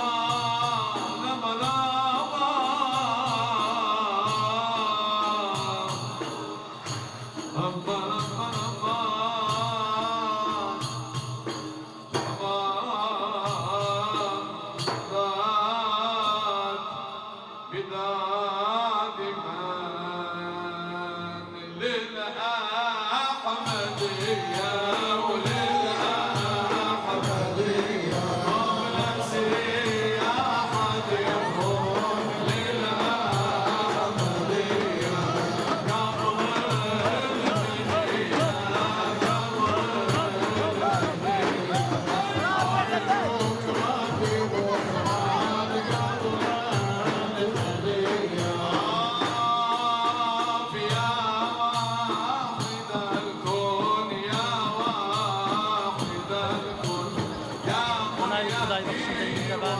بینەرانی ئازیز و خۆشەویستی شاشە جوانەکەی کەناڵی ئاسمانی پەیامی پەیامدار سەلام و ڕەحمەت و میهرەبانی خوای گەورەتان لەسەر بێ خۆشحاڵ و شادمانیم کە لە خزمەتی ئەوەی ئازیز و خۆشەویستدا دەبین بۆ ڕووماڵکردنی ئەو ئاپۆڕایە گەرم و گوڕەی نێو شاری هەولێر بە بۆنەی ساڵبەگەر لەدایکبوونی پێغەمبەری پێشەوە سەڵات و سەلامی خوای گەورەی لەسەر بێ ئێمە لە ناخی دڵمانەوە گەرمترین و جوانترین و ڕازاوترین پیرۆزبایی بە بۆنەی یادی لەدایکبوونی پێغەمبەری خوا صلی الله عليه وسلم لە سەرجەم گەلانی مسلمانان دەکەین و مسلمانانی کوردستان بە تایبەتی و شاری هەولێری دۆستی پێغەمبەری خوا صلی الله عليه وسلم دەکەین دەخوازین کە بتوانین لە خزمەتی پێغەمبەری خوا صلی الله عليه وسلم بۆ شێوە لە خزمەتیا بین کە چۆن خۆی دەوێ بە شێوەیەکە لە سیرەت و ژیانی ئەو ئاشنابین و خەڵکانی تریشتیا ئاگدارکەینەوە خۆشەویستان لەگەڵمان بن لە نێو ئاپۆڕای جەماوەری شاری هەولێر بۆ ئەوەی زیاتر ئەو دڵسۆزی و خۆشەویستی وەفاوینەی پێغەمبەری خوا صلی الله عليه وسلم بۆ ئێوەی بەڕێز و خۆشەویست بگوازینەوە لەگەڵمان بن. زیناکی ئەحمەد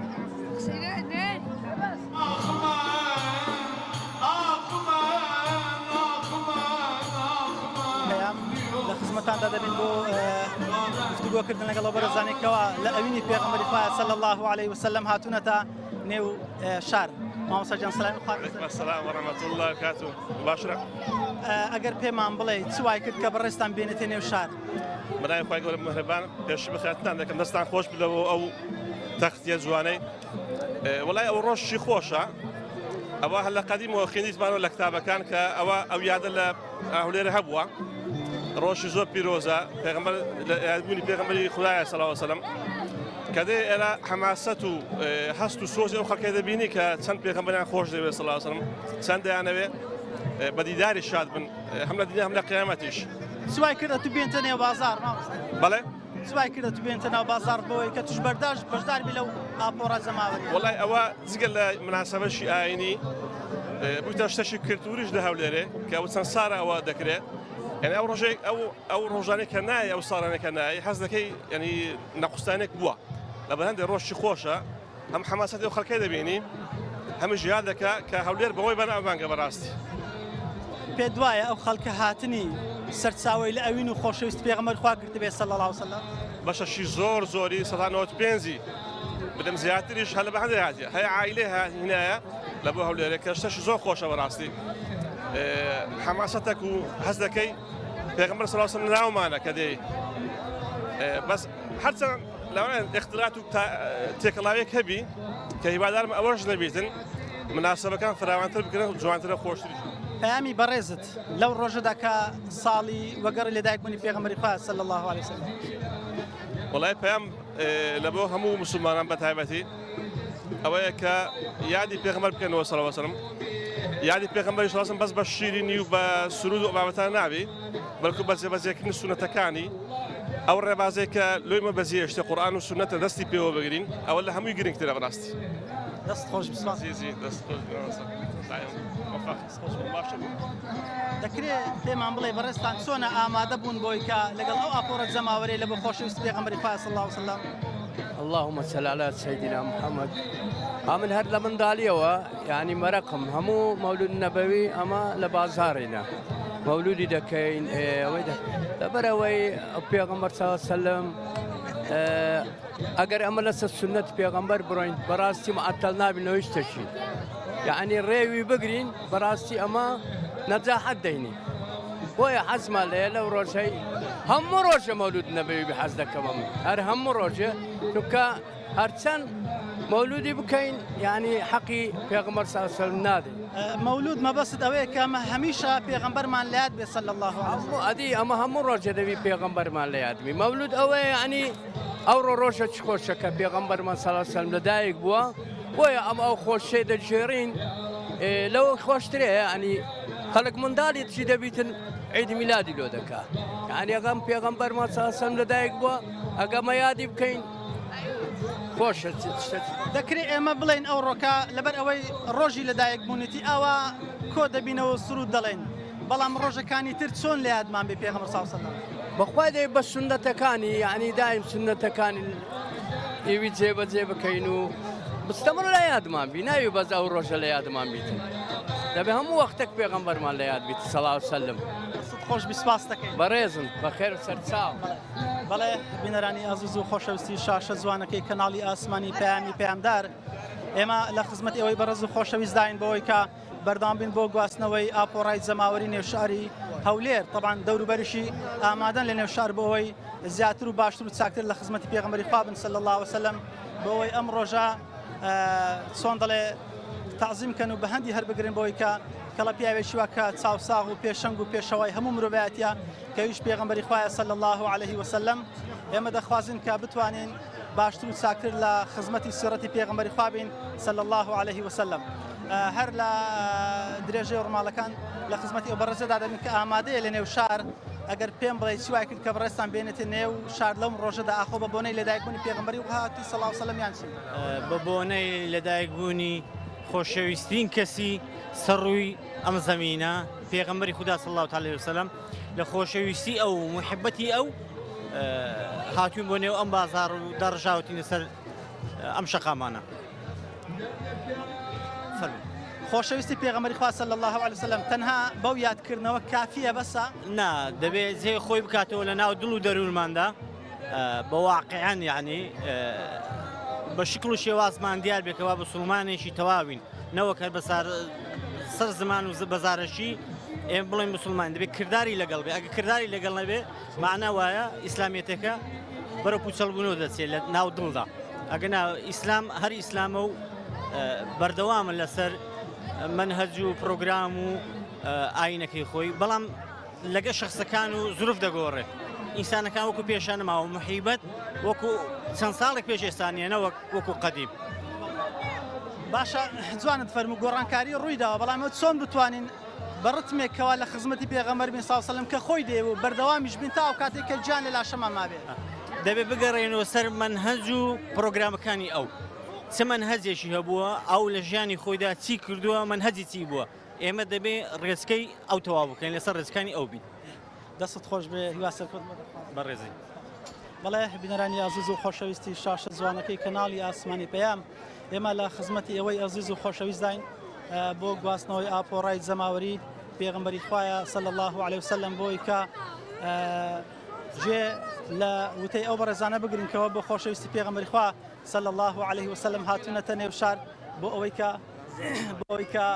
لە خزمەتی پێغەمبەری خوا بن صلی الله علیه وسلم خۆشی و خۆشەویستی خۆیان بۆ ئەوە دەربڕن کە لە ڕۆژێکی وەکو ئەمڕۆیە کە چاوساغ و پێشەنگ و پێشەوا و قودوەی هەموو مرۆڤایەتی کە خوای گەورە بەڕەحمەتەن للعالەمین ناوی هێناوە ئێمەش وەکو یەکێک لە ئومەتی پێغەمبەری خوا صلی الله علیه وسلم کە یەکین لە ئومەتی پێغەمبەری خوا چۆن بتوانین لەم ڕۆژەدا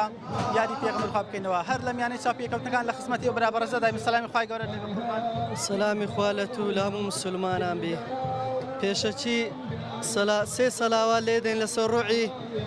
پاچی محەممەد المستەفا صلی الله عليه وسلم هیوادارم لە ناخەوە ئەو یادە بکەینەوە هەر ڕۆژێک نەبیتن هەموو ڕۆژانە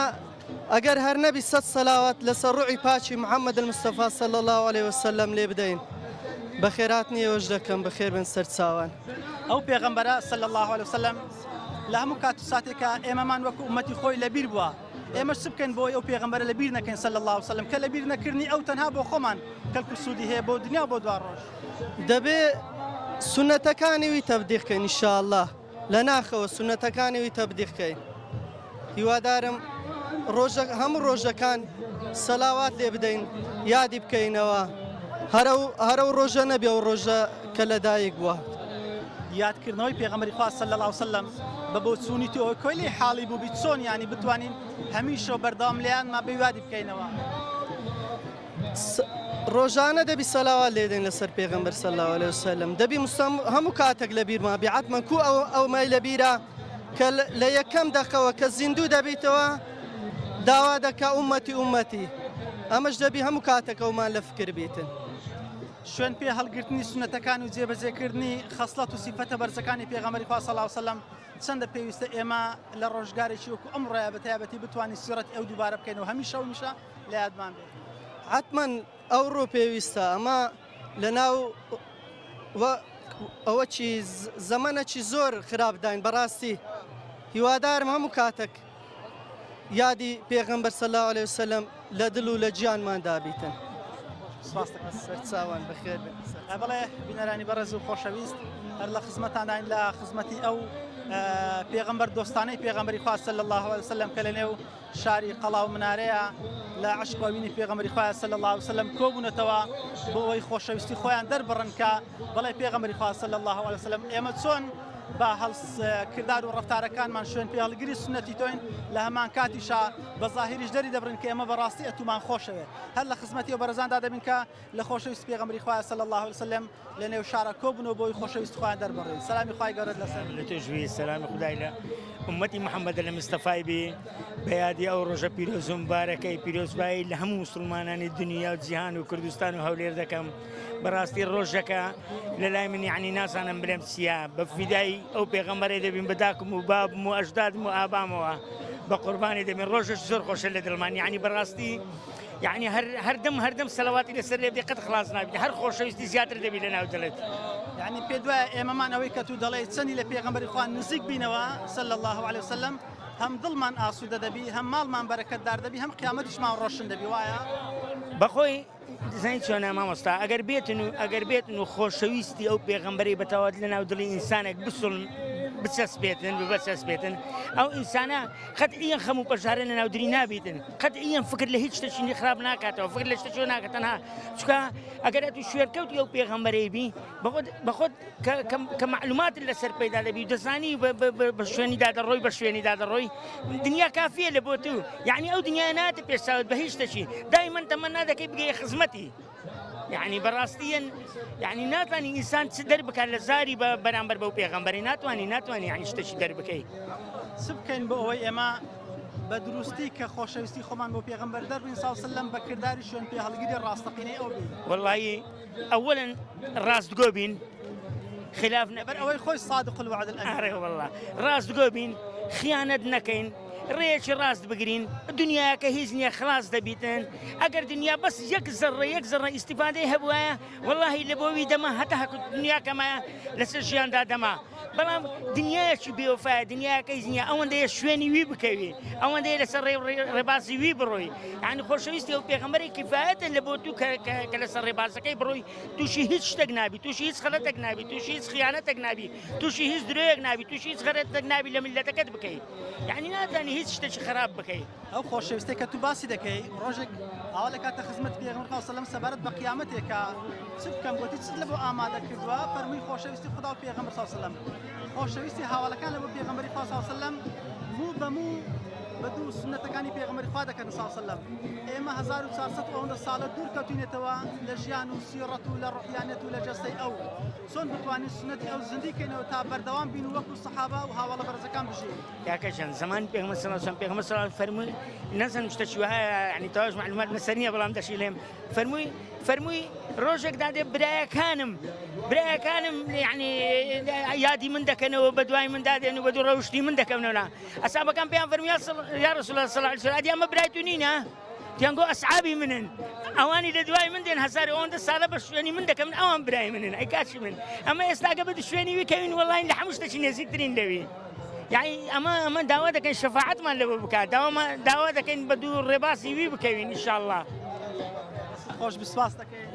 قوربان دەم مەمنونتم سپاس بەڵێ بینەرانی ئازیز و خۆشەویستی کەناڵی ئاسمانی پەیام ئێمە هەر لە خزمەتی ئەوەی بەڕز و خۆشەویستدان بۆی کە بتوانین باشتر و چاکتر لە خزمەتی ئەو بەڕزانەدا بین کە هاتوونەتە نێو شار بۆ ئەوەی لە ئاپۆڕای جەماوەری عشق و ئەوینی پێغەمبەری خوا صلی الله علیه وسلم بەشدار بن بۆەوەی بتوان خۆشەویستی بۆ ئەو دووپات بکەنەوە و دەری ببڕن کە ئێمە تەنها قودوە و چاوساغ و پێشەنگ و پێشەوەیەکمان هەیەکەویش محەممەد المستەفایە صلی الله علیه وسلم کوڕی جوان بەخێرەیە خۆش سلام وە هاتێ ناو شار بەڕێستان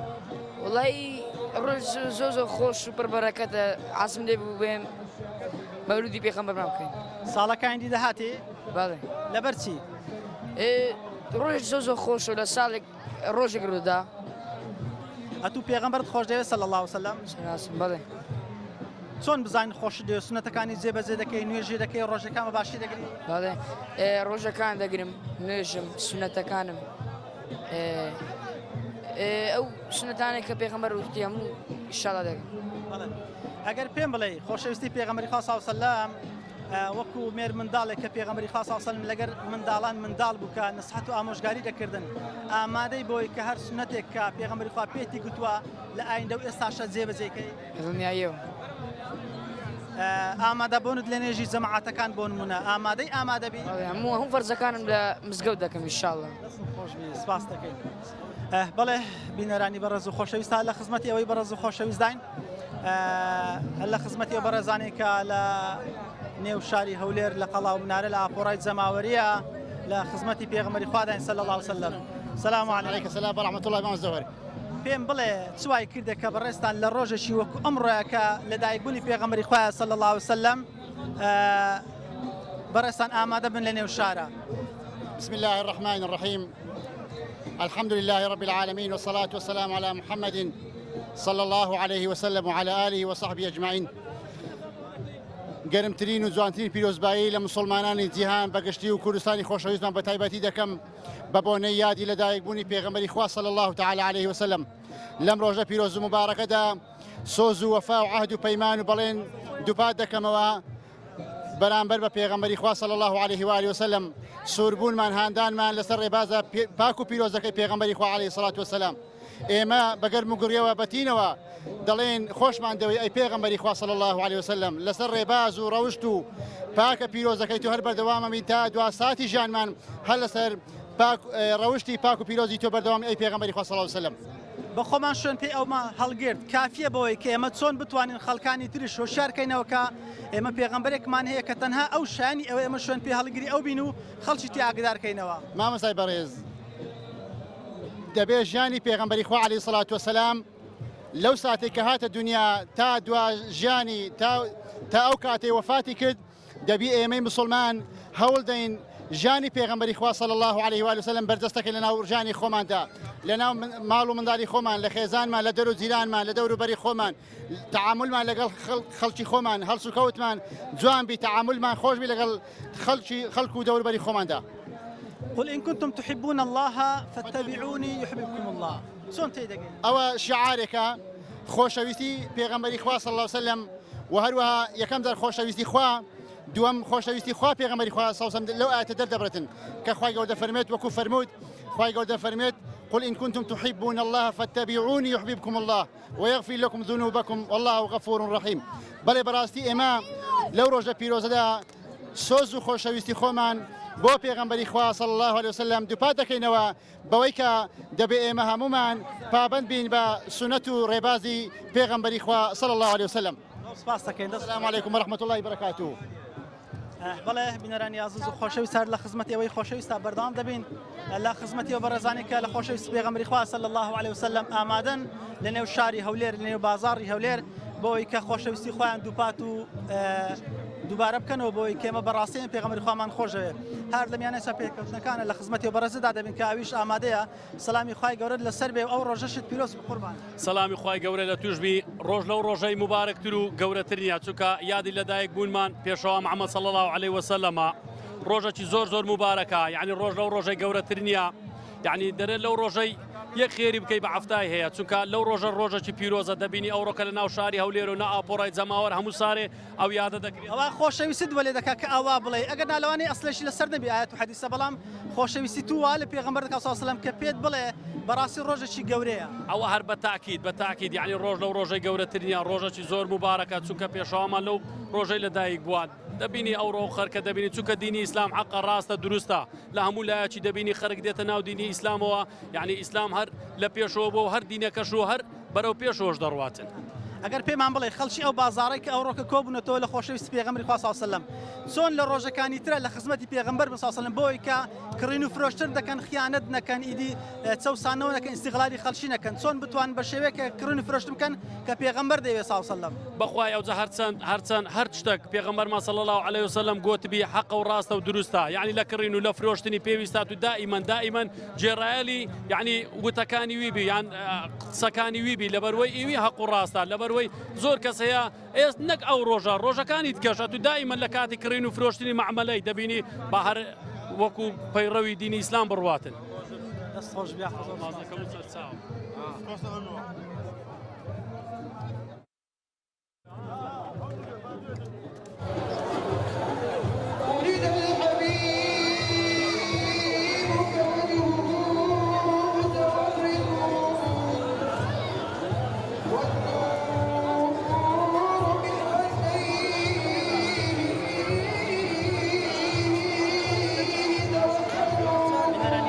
خۆشەویستی شاشە جوانەکەی کەناڵی ئاسمانی پەیامی پەیامدار لە گەیاندنی پەیامی پێغەمبەری خوا صلی الله علیه وسلم ئێمە لە خزمەتی ئەوەی بەڕێز و خۆشەویستا بەردەوام دەبین بۆ ئەوەی گڕوتین و عشقە وینی ئەو خەڵکە دڵسۆزەی پێغەمبەری خوا صلی الله علیه وسلم بە بەردەوام لە خزمەتی ئەوە بگوازینەوەکەوە چ عشقێک لە دڵیاندا هەیە و بۆی کە لەم ڕۆژە کۆبنەتەوە لە ساڵبەگەر لەدایکبوونی پێغەمبەری خوا صلی الله علیه وسلم لە خزمەتانە بەردەوام دەبین مایکەکەم دەدەمە زۆر بەڕێز کاک ئیدریس محەممەد بۆی کە لەگەڵتانە بەردەوام بێ و لەگەڵمانە بێ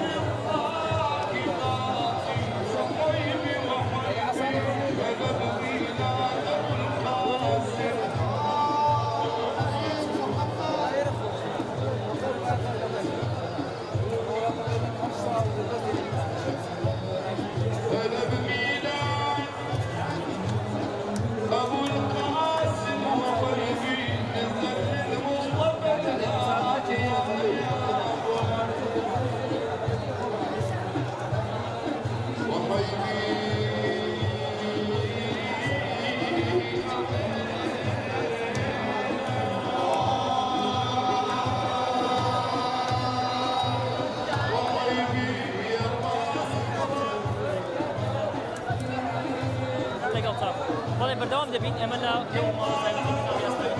تایبەت بە یادی لەدایکبوونی پێغەمبەری خوددایە صلی الله علیه وسلم و ئێمە دەمانەوێت زۆرترین ئەو ڕاوبۆچوونانە وەربگرین کەەوە هاوڵاتیان هاتوونەتە ئێرە ئاخۆ بزانین بۆچی هاتوونەتە ئێرە و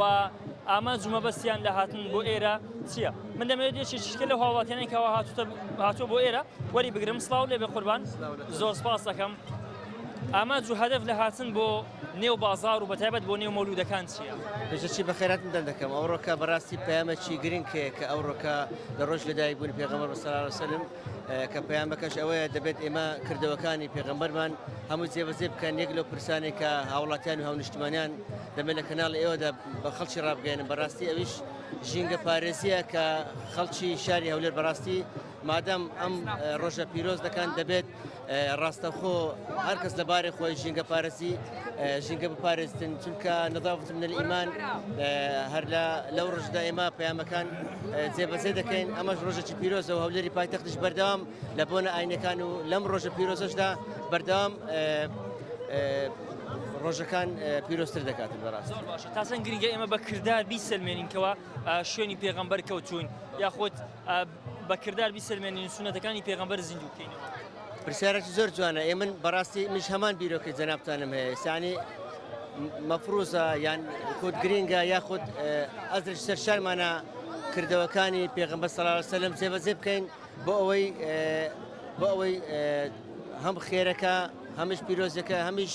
وەکو ئەرکەچی نەتەوەی نیشتمانی و ئاینی کە ئەم کردەوانی پێغەمبەر صلی الله علیه و سلم پیرۆز بکەین بۆ ئەوەی ژیانمان بە ئاسوودەی بێت و لە ڕێگەی ئەمڕێ بەرەمان بین. زۆر سپاس دەکەم دەستان خۆش بێت بەڵێ ئێمە لەو ڕووماڵە تایبەتت بە لەگەڵتان بەردەوام دەبین لەگەڵ بینەرانی کەناڵی ئاسمانی پێیە. من دەمەوێت گفتگۆی زیاتر لەگەڵ هاوڵاتیان بکەم بەتایبەت لە ئێستادا کەوا زانانی کۆمەڵی دادگەری لە شاری هەولێر هەڵساون بە کۆپیکردنی کۆمەڵێک نامیلکە کەوا تایبەتە بە ژیانی پێغەمبەر و بە ناونیشانی پێغەمبەرەکەت بناسە کەوا تایبەتە بە کۆمەڵێک سونەتی پێغەمبەری خوا صلی الله علیه وسلم و ئەو فەرمودانەی پێغەمبەر کەوا باز لە گرنگی شوێن کەوتنی و جێ پێ هەڵگرتنی پێغەمبەر دەکات. من دێمەوە لای ئێوە بەسەرچاو و من دەمەوێت مەڵبەندی کۆمەڵی دادگەری و زانایانی کۆمەڵ وەربگرم لەسەر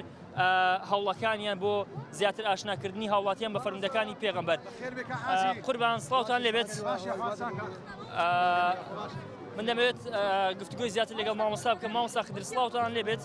ئەم نامیلکانە هەدەف و ئامانج دابەشکردنی ئەم نامیلکانە ئەم نامیلکەیە هەزار دانەمان چاپ کردووە ژیان نامەی پێغەمبەر صلی الله علیه وسلم بە کورتی و پوختی باز دەکا و هەروەها ئەلەو لە بەرگەشتدا نۆچونۆ ناوی خوای پەروەردیگاری تێدایە دەتوانین لەو ڕۆژەدا وعد و بەڵێن بە پێغەمبەری خوا بدەین صلی الله علیه وسلم کەوا خۆمان فێری ژیان نامەی پێغەمبەری خوا بکەین چونکە ئەمڕۆ یادی بەرز ڕاگرتنی لەدایکبوونی پێغەمبەرە صلی الله علیه وسلم بە شارەساکردنی خەڵک لە ژیانی پێغەمبەر ئەو گزارشتە دەکەین و ئەو تعبیرە دەکەین و ئەو یادە بەرز ڕادەگرین. خوای گەورە پاداشتان بداتەوە. بەساس من دێمە خزمەتی جەنابتووە هەر لێرەوە بەردەوام دەبین لە ڕووماڵکردنی ڕووداوەکە. جەنابتان چیتان هەیە وەکو کەسایەتێک لە شاری؟ بەخێر بێن سەرچاوان پیرۆزبایی لە کەناڵەکەتان گەتەم کاکە گیان ئەوە ڕۆژ مبارەکە هیچ پێغەمبەرێک لەوەی نییە شەفاعەت بکە ئەولو العەزم پێیان دەرێن إلا پیغمبر خو محمد صلی الله علیه و سلم او شفیع روز قیامته شفیع گناه بارانه ما شاء الله او عالمه کس بزغناتیا همو بكيف خواتیا به ایمان واتیا دو جوار سباره په خوشحال مبارک کان ان شاء الله خو نخشى لهم صالبي بخير بسر سوان دەستان خۆش بێ ئوستاز سیبەرز زۆر سپاس دەکەم. من دەمەوێت بەردەوام بم لەم ڕووماڵە تایبەتەوە بە تایبەتیش مامۆستا ئازاد وەردەگرم. مامۆستا ئازاد کارگێڕی پەروەردە و پێگەیاندنی مەڵبەندی هەولێری کۆمەڵی دادگەریە کە ئەوان کۆمەڵێک خەڵاتی تایبەتیان هێنابوو بۆ نێو بازاڕی شاری هەولێر و لێرەوە بە تایبەت ئەم نامیلکانێکەوە باز لە ژیان نامەی پێغەمبەری خوا دەکات صلی الله علیه وسلم بۆی بڵاوی بکەنەوە هاوڵاتیان زیاتر ئاشنای ژیان و ژیان نامەی پێغەمبەری خوا بن صلی الله علیه وسلم. بۆیە من دەمەوێت گفتگۆی زیاتر لەگەڵ مامۆستا ئازاد بکەم. مامۆستا سڵاوت لێبێت. زۆر سپاس دەکەم. ئامانج و مەبەستی ئێوە لە دابەشکردنی ئەم نامیلکانە چیەوە بە شێوەیەکی گشتی کۆمەڵی یادگەری و مەڵبەندی هەولێر چی کردووە بۆەوەی هاوڵاتیان بە فەرمایشتەکانی پێغەمبەر بناسێنن؟ بسم الله الرحمن الرحيم الحمد لله صلاة والسلام على رسول الله وعلى آله وصحبه ومن والاه. طبعا ئێمە ئەمڕۆ وەکو مەڵبەندی هەولێری کۆمەڵی دادگەری بەشداریمان کرد لەو ئاپۆڕای جەماوەر و لە خۆشی دەربڕین لە ڕۆژی لەدایکبوونی پێغەمبەری پێشەوا صلی الله علیه وسلم و هەروەها لەم ڕۆژەدا پەیامی ئێمە وەکو مسلمان ئەوەیە کە هەمومان دەست بگرین بە ژیان و سونەتی پێغەمبەر صلی الله علیه وسلم بۆ بەختەوەریمان لە ژیاندا بۆ سەرکەوتنمان بۆ ئەوەی بتوانین زیاتر و زیاتر خۆشەویستی خۆمان دەربڕین لە بۆ ئەو سەروەرە چونکە ئێمە کاتێک کە دەست بە ڕێبازی ئەو وەدەگرین زیاتر شکۆمەند دەبین زیاتر سەربەرز دەبین زیاتر کەسایەتی خۆمان دەبینینەوە بەهۆی ئەوەی کە دەستمان گرتووە بە سونەتی پێغەمبەر صلی الله علیه وسلم. دەستان خۆش بێن مامۆستا بەرز. مامۆستا بەس دەمەوێت ئاماژەم بۆ بم شتە بکەی ئەمە چییە و زانیاریەکانی ناوی چیتە؟ بەڵێ بسم الله الرحمن الرحیم سەرەتا دەستخۆشتانی دەکەم یاخۆ بەخێر بێن بۆ گواستنەوەی ئەم ئەوەی جەماوەری ئەو کە دەبین کە خەڵکاتەوە بازارە وڵا ئەوە مافەکانی پێغەمبەرە صلی الله علیه وسلم چونکە پێغەمبەری خوا صلی الله علیه وسلم ڕەحمەت بێ بە هەموو عالەم پێغەمبەر صلی الله علیه وسلم وەکو سرایەک ئەو دنیا ڕاکردەوە جا چەند مافێکی هەیە لەسەر ئێمە پێویستە ئێمەش ئەو مافانە شارەزا بین کەوا پێغەمبەر صلی الله علیه وسلم چ مافێکی لەسەر ئێمە هەیە جا ئەوە تقریبا لەسەر خاڵێکدا بە کورتی مافی پێغەمبەر صلی الله علیه وسلم بەدیار دەکەوی کە چ مافێکی لەسەر ئێمە هەیە بەڵێ سپاس دەکەم بەڵێ ئێمە بەردەوام دەبین لەم ڕووماڵە تایبەتەوە تاوەکو ئێستا هاوڵاتێکی یەکجار زۆر ڕووی کردوتە نێو سنتەری شاری هەولێر بۆ دەربڕینی هەم خۆشەویستی و هەمیش پشتیوانی بۆ پێغەمبەری خوا صلی الله علیه وسلم من دەمەوێت هاوڵاتیانی دیکە مامۆسایانی ئاینی دیکە لێرەدا وەربگرم خۆ بزانم تا چەند گرینگە ئێمە بەردەوام بین لەسەر ڕێبازەکەی پێغەمبەری خوا و سونەتەکانی زیندوو بکەینەوە مامۆستای بەڕێسڵاو لێبێت زۆر زۆر سپاس دەکەم جەنابتان وەکو زانایەشی ئاینی ئەو پرسیارە دەکەم ئەم مەراسیمانە چۆن هەڵدەسەنجێنن و تا چەند گرینگە ئێمە بە کردار بیسێنێنین کە پێغەمبەرمان طبعا ژیان و سیرەتی پێغەمبەری خوا صلی الله علیه وسلم گرنگیەکی تایبەتی هەیە لە بۆ مرۆڤایەتی بە شێوەیەکی گشتی لەبەر ئەوەی پەیامەکەی محەممەد المستەفا صلی الله عليه وسلم عامە عالەمیە وما أرسلناك إلا رحمة للعالمين يعني وەکو چۆن مسلمان پێویستی بە پێغەمبەری خوا هەیە بە هەمان شێوەش غەیری مسلمانان پەچیان لەسەر وەی کەوتووە کەوا ئەم ڕووناچی ئیسلامە ئەم پەیامە جوانەی محەممەد المستەفا پێیان بگات بۆی ئەمە وەکو زانایان بە ئەشتەشانی خۆمان زانیکەوە کۆمەڵک بڵاو کراوە بینی نەناو بازار بڵاوی بکەینەوە بۆ ئەوەی خەڵک شارەزا بێ ئاشنا بێت بە سیرەت و ژیاننامەی پێغەمبەری خوا ڕۆژانە لە ژیانی خۆیان جێبەجێ بکەن پیادەی بکەن لە هەموو بوارەکانی ژیان لە پەروەردە لە تعلیم لە سیاسەت لە حکم لە اقتصاد لە ئابووری لە هەموو بوارەکانی ژیان ڕێوشێنی پێغەمبەری خوا صلی الله علیه وسلم بگرینە بەر دەستان خۆش بێت ئەڵبەتە من دەمەوێت بچمە خزمەتی یەشێک لە شعرەکانی بێخودی شاعیر کەوا باز لە خۆشەویستی دەکات بۆ پێغەمبەری خوا صلی الله علیه وسلم کەوا لە پارچە شعرێکیدا دەفەرمێت ئەی سەیدی مەخلوقات ئاگات لە ئیمانت بێ ئەو ساتە بوو کە قوربان ئەم عەبدا بە قوربانت تۆ ئەی سیدرە نشینی بازی صاحبی سەد ئیعجازی پێغەمبەری ممتازی دەستی من و دامانت ئەمانە چەندین شعرن کەوا شاعیرانی کەڵە شاعیرانی کورد لە نێو خاچێرەمی کوردستان خۆشەویستیان بۆ پێغەمبەری خوا دەربڕیوە و لە هەمان ڕێچکەی شاعیران و مامۆستایانی ئاینی هاوڵاتیان بەردەوامیان هەیە لەسەر ئەم ڕێبازەوە بەردەوامی بەم ڕێبازوو و خۆشویستنیان بۆ پێغەمبەری خوا بەردەوامی پێدەن من دەمەوێت بچمە لای بەشێشتر لە هاوڵاتیان قوربان سڵاوتان لێبێت من دەمەوێت بە کورتی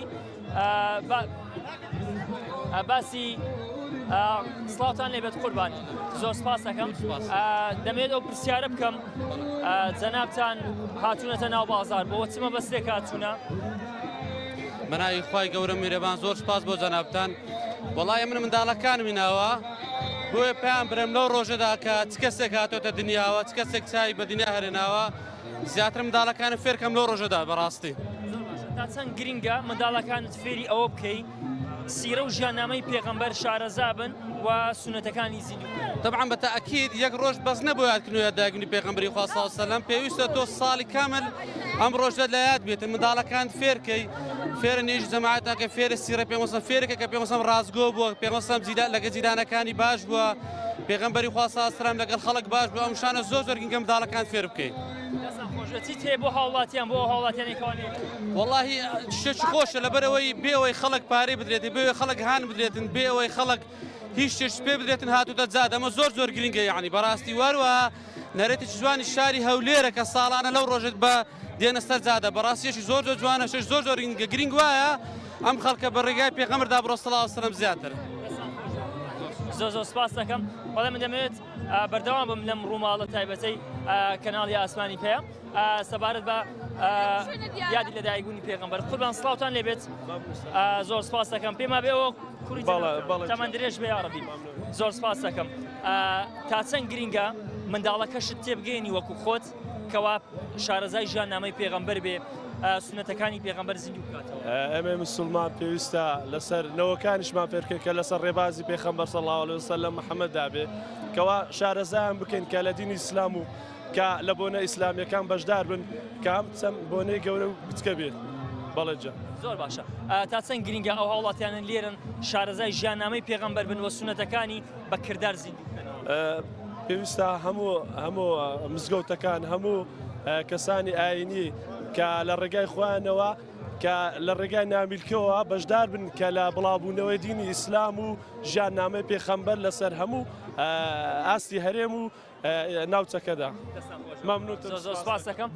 دەستان خۆش بێت من دەمەوێت بەردەوام بم لەگەڵ هاوڵاتیان سپاس دەکەم دەستان خۆش بێت ئەوبەتە دیارە بڵاوکراوەکان تا دێن زیاتر دەبێت لەبارەی ژیاننامەی پێغەمبەری خوا و درودی خوا لەسەر بێت قوربان سڵاو لێبێت. زۆر سپاس دەکەم لەبارەی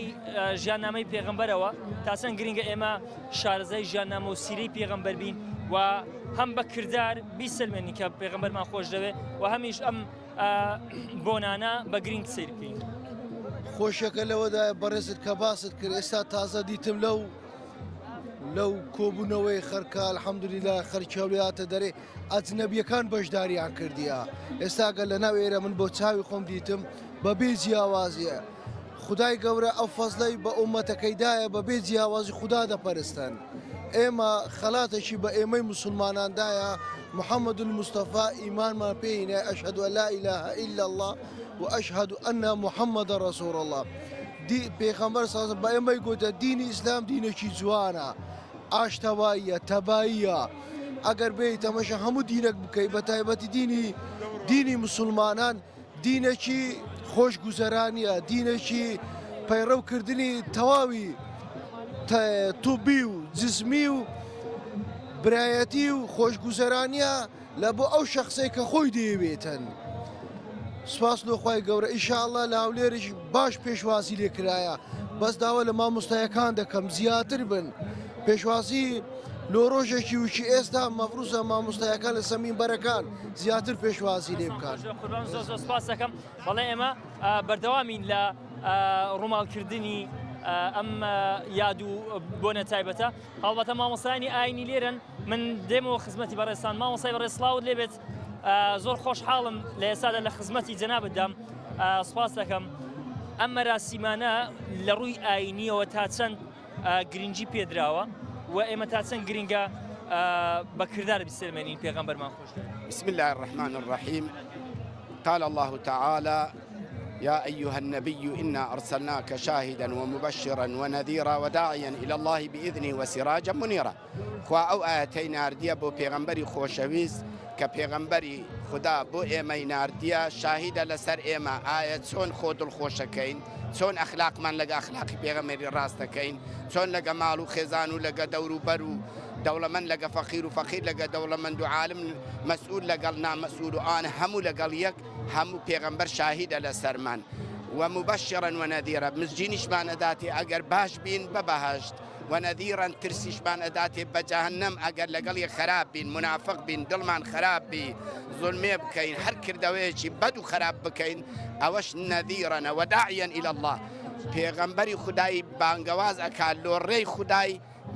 نكلو ري دنياي نكلو ري مبستيشي كان نلكنا روي قازانزيشي دنياي مبستيشي دنياي بلكو داعيا إلى الله وبإذنه دبيل الرقير منهزي ويجبي بجواني بي وداعيا إلى الله بإذنه وسراجا منيرا سرايا شي روشندارا واتا أو سرايا نالي شمسا سنك سرا شتي ليور أجيري لو غرفة روناك أكا وش عالمش ليور أجري إيمش مسلمانان أو همو مسلمانان دنياي همو أتوان لو بيغمبري بركة ورقرن بمرجك لدواي بيغمبري بن زا بيروز باي لمسلمانان جهان أكين بوبونيوا وبتايبتش شاري هولير ملتي إيما إن شاء الله تسون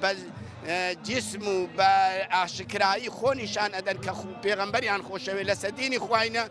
أو هاش بكردار لقل بيغمبري خداي بن دڵیان لەگەڵ پێغەمبەری خودای بی ڕاست بن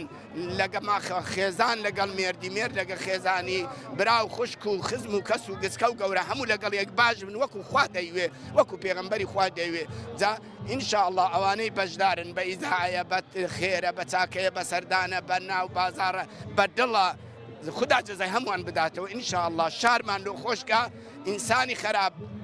چاکە ئینسانە باشەکان زیێترکە إنساني مظلوم رزقارك إنساني ظالم هداية يا رب العالمين والسلام عليكم ورحمة الله وبركاته.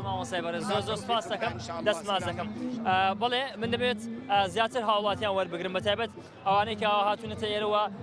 ئامان جومەبەستێکیان هەیە لە بەشداریکردن لە مەراسیمی یادی لەدایکبوونی پێغەمبەری خوا صلی الله عليه وسلم. قوربان سڵاوتان لێبێت. ئەم منداڵانەشی جنابتان ئەوە کوڕەکەمەوە برازامە تەمەن درێژ بۆ سەلامەتکە من دەمەوێت لەو پرسیارەوە دەست پێ بکەم تا چەند گرینگە منداڵەکانی خۆتان بە ژیانی پێغەمبەری خوا ئاشنا بکەن و لەسەر سونەتەکانی ئەو بەردەوام بن. وەڵە قوربان باشترین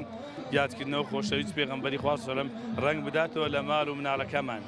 لە منداڵەکەمان فێرە سونەتەکانی پێغەمبەری خوایان بکەین فێریان بکەین چۆن قورئان بخوێنن فێریان بکەین چۆن بچنە مزگەوت فێریان بکەین چۆن لەگەر ڕازگۆ بن فێریان بکەین چۆن دەستپاک بن فێریان بکەین چۆن پێغەمبەری خوا صلی الله علیه و سلم منداڵەکانی پەروەردە دەکرد ئامادە دەکرد لە بۆ پێی دەگەیاندن با ئێمەش بە ئەو بۆنەیە بکەین یادکردنەوەیەک مناڵەکانمان بنێن بەو مزگەوت و حەدسەکانی و فەرمایشەکانی پێغەمبەری خوا صلی الله علیه و سلم و هەروەها باشترین یادکردنەوە لەو ڕۆژە مبارەکە ئەو خەڵکێ دەبین هەموو لەم بازارەیە دەست بگری بە سونەتەکانی پێغەمبەری خوا دەست بگرن ڕێزکەی پێغەمبەری خوا بگرن لەسەر ڕێبازی پێغەمبەری خوا بن کەسی دەبینە ئەوڕۆ چەندین ڕێباز و ڕێ و ڕێزکە هەیە بەڵام ڕێزکە و ڕێبازی پێغەمبەری خوا لەسەر هەر هەمویانەوەیە ئەمڕۆکە یادکردنەوە بەوەیە لەسەر سنەتی خوا و پێغەمبەری خوا بین سنەتەکانی بەجێ بینین لە هەموو سنەتەکان لە نوێژی بەیانی لە سنەتەکانی پاش و پێش دا سیواک و لا چوونە مزگەوت و وەڵعاسن سنەتەکان گەلێک زۆرە بەڵام ئەوڕۆ سنەت لەناو ئەو مجتەمع ئەو گەلە غایبە سنەت ئەوەی کە هەموو ڕێژان گرتیا بەڵام بەس ڕێزکە و ڕێز سنەتی پێغەمبەری خوا نەگرتیا دووبارە دەستان خۆشبی لەو یاد مبارەکە بەڕاستی وا پێویستە دەست بگرین سەر چاوم زۆر بەڕێز منداڵەکانی شتەمە درێژکە بەڵێ بینەرانی بەڕێزی کەناڵی ئاسمانی پەیام ئێمە لەم ڕووماڵە تایبەتە لەگەڵتان بەردەوام دەبین دوای ناوبڕێک هاوکارم مامۆستا جەوهەر بلباز لەگەڵتان بەردەوام دەبێت.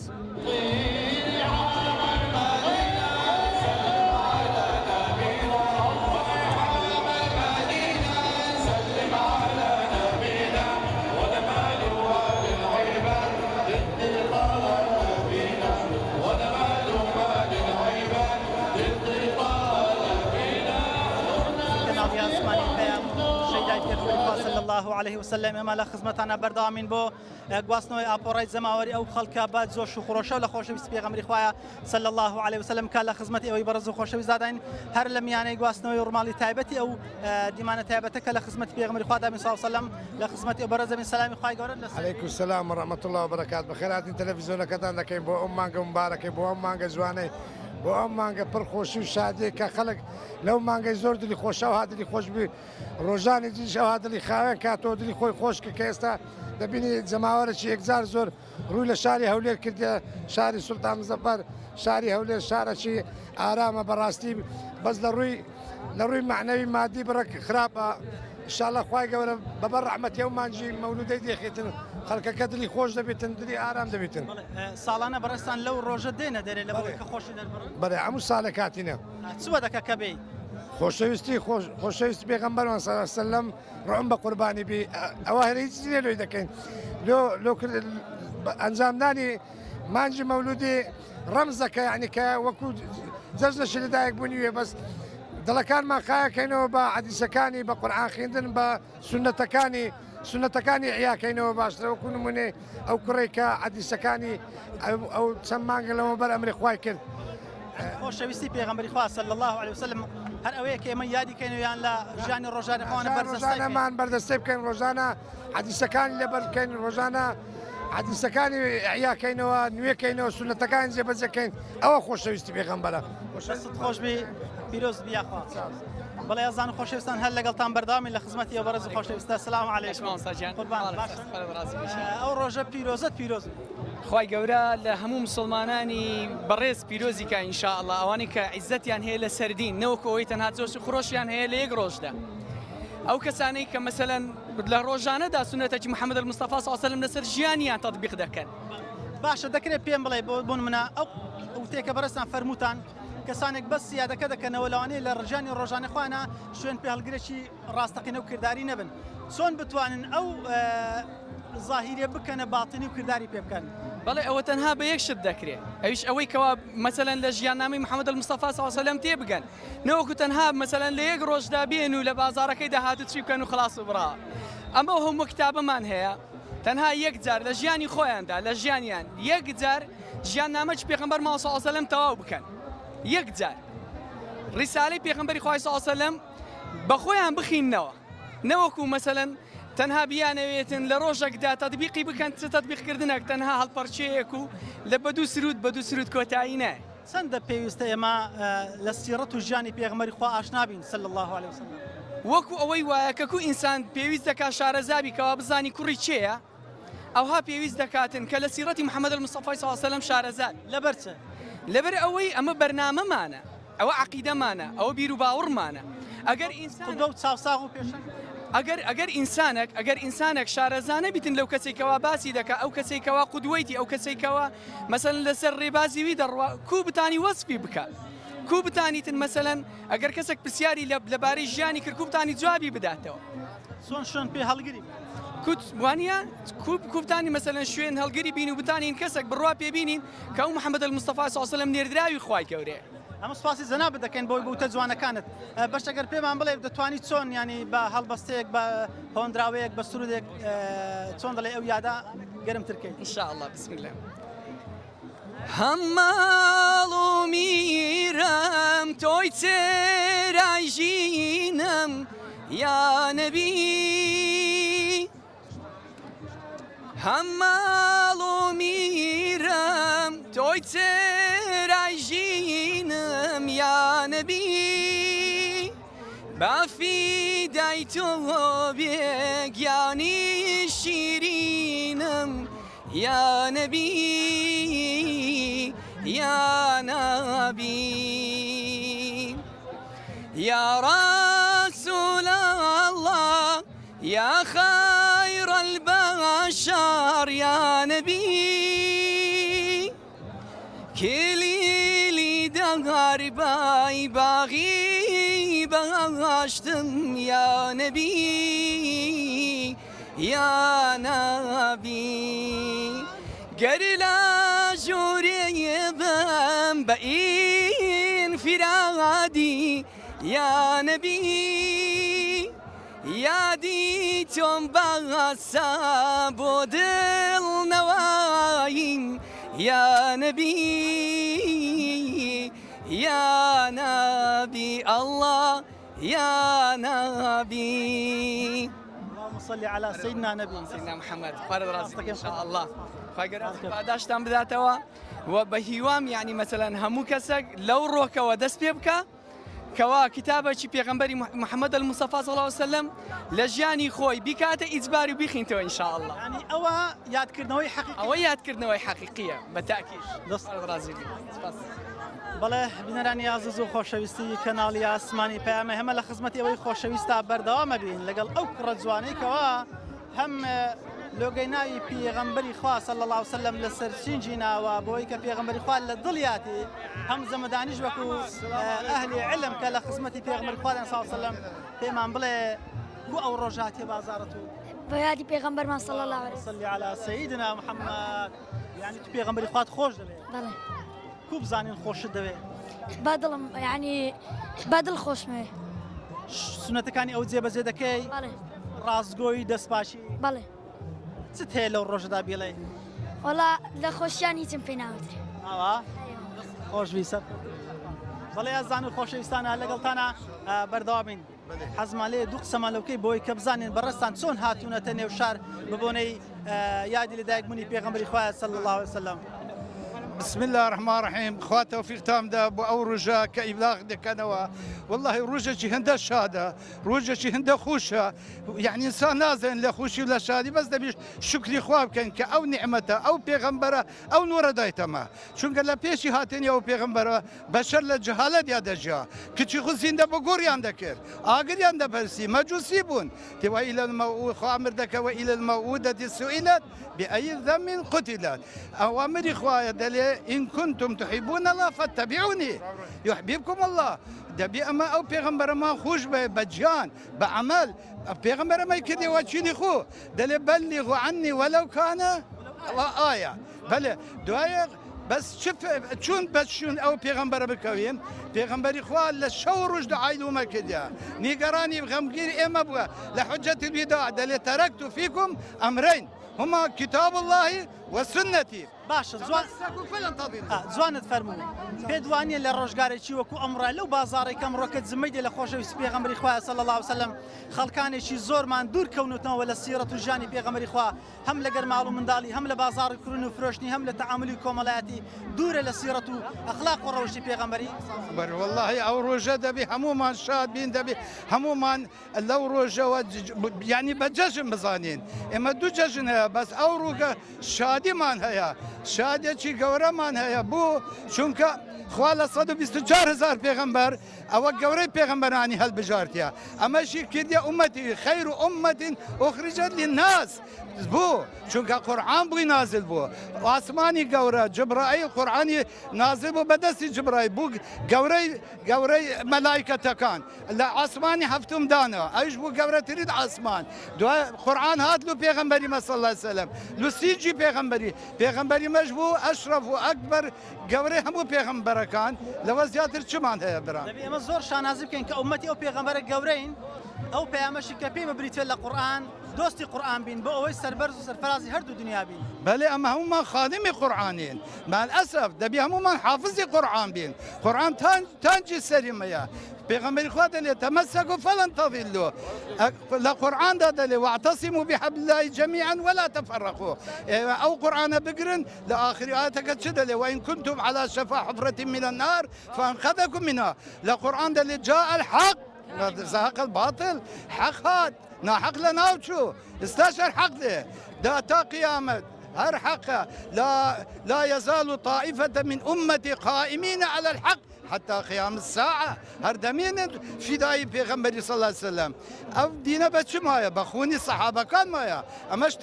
تابع صحابينا پیغمبري خواه قلتي براكانم قلتي اما برايتونين صحابة كان قلتي نا واصحابي منن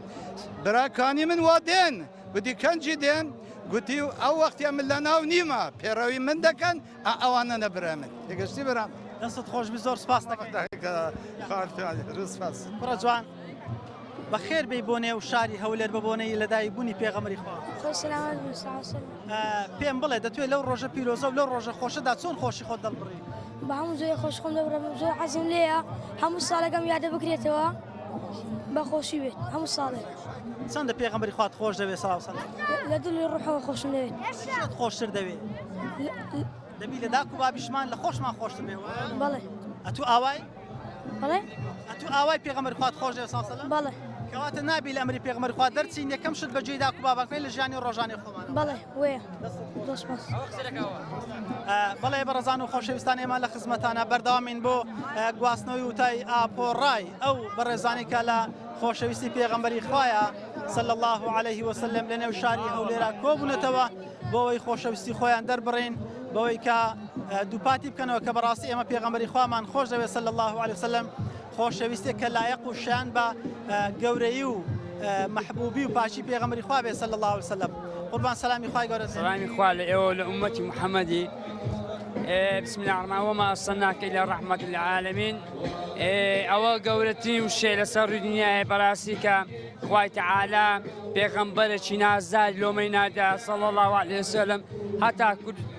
هەموو جیهانی ڕەنا کردەوە پەیامی من بۆ موسڵمانان ئێمە پێغەمبەرمان نەدیتیە و بەس ناومان بیستیە خۆشمان بیستیە بە قوربانت بین یا ڕەسوڵ الله خۆشویستی پێغەمبەری خوا صلی الله عليه وسلم چۆن بتوانم بیسەلمێنم کە بەڕاستی من پێغەمبەرم خۆش دەوێت ئێمە دەمانەیە بە کار و کردەوەکان نەک ئەوڕۆکان سالیادی پێغەمبەر ساسەمیە دەبێ ئەمە کار و کردەوەمان تابعی سنت بین و ئەو کاری چاک بکەین تاوەکو پێغەمبەر صلی الله علیه و سلم بین ئێمە ئەو خەڵکەی ساحات تێدا بێ ئەوەی هەیە کەسێک بانجان بکە بێ ئەوەی داوەتنامەیەکیان لەبێ خەڵکی شاری سوڵتان مزەفەر خەڵکی کوردستان هەموو لە شارەکانی و لە گوندەکان هاتنە ئێرانە بەبێ ئەوەی یەک دەستکاری حیزبی هەبێ یەک ئەوە بێ ئەمە خزمەتکاری پێغەمبەر صلی الله علیه و سلمی یعنی دەکرێت پێمان بڵێ کە خۆشەویستی پێغەمبەری خوا صلی الله علیه و سلم ئێمەی کۆ کردێتەوە تاکی یەک لە خۆشەویستەکانی پێغەمبەر ئێمە کە خۆ پێغەمبەرمان خۆش بێ لێرەینا ئەو خەڵکە هاتێ ئێرانە بێ ئەوەی بێک یەک کەس پێی بدەیت وەرە ئێرە خۆشەویستی پێغەمبەریە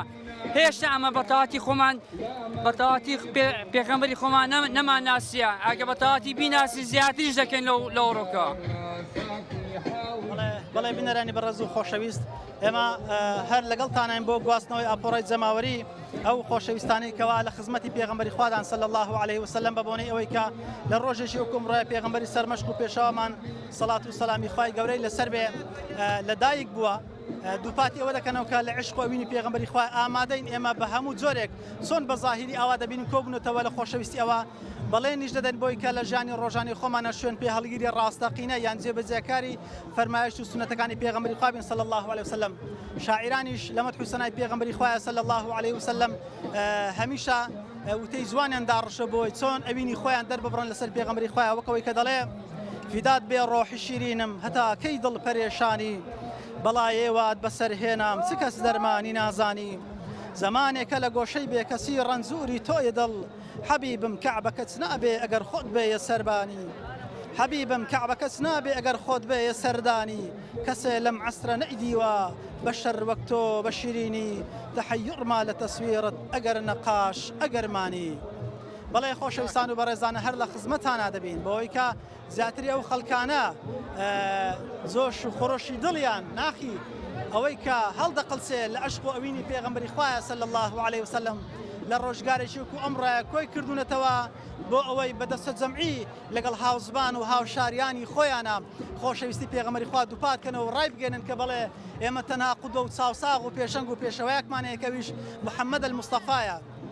تەنها ئەو شانی سەرۆکایەتی و ڕابەرایەتی و چاوساغی ئێمەیەکە هەنگاو بە هەنگاو شوێن پێ هەڵگیری ئەو بین بۆ ئەوەی لە دنیا بەختەوەر و ئاسوودە و کامەران و سەرفراز و براوەی هەموو بوارەکانی ژیان بین و لە قیامەتیش بۆ پەڕی سەربەرزیەوە لە دوو ئاڵای محەممەد المستەفا کە مەشخەلی لا ئیلاهە ئیلا اللای پێیە بەو مەرزە ئێمەکە لە دنیادا عشق و ئەوینی ئەو بین لە دوار ڕۆژیشا لە ژێر سێبەری عەرشی خوددایە لە پشتی پێغەمبەری خوایە صلی الله علیه و سلم کۆمانەکاتەوە بەو پەڕی سەربەرزیە لە ڕۆژێکی وەکو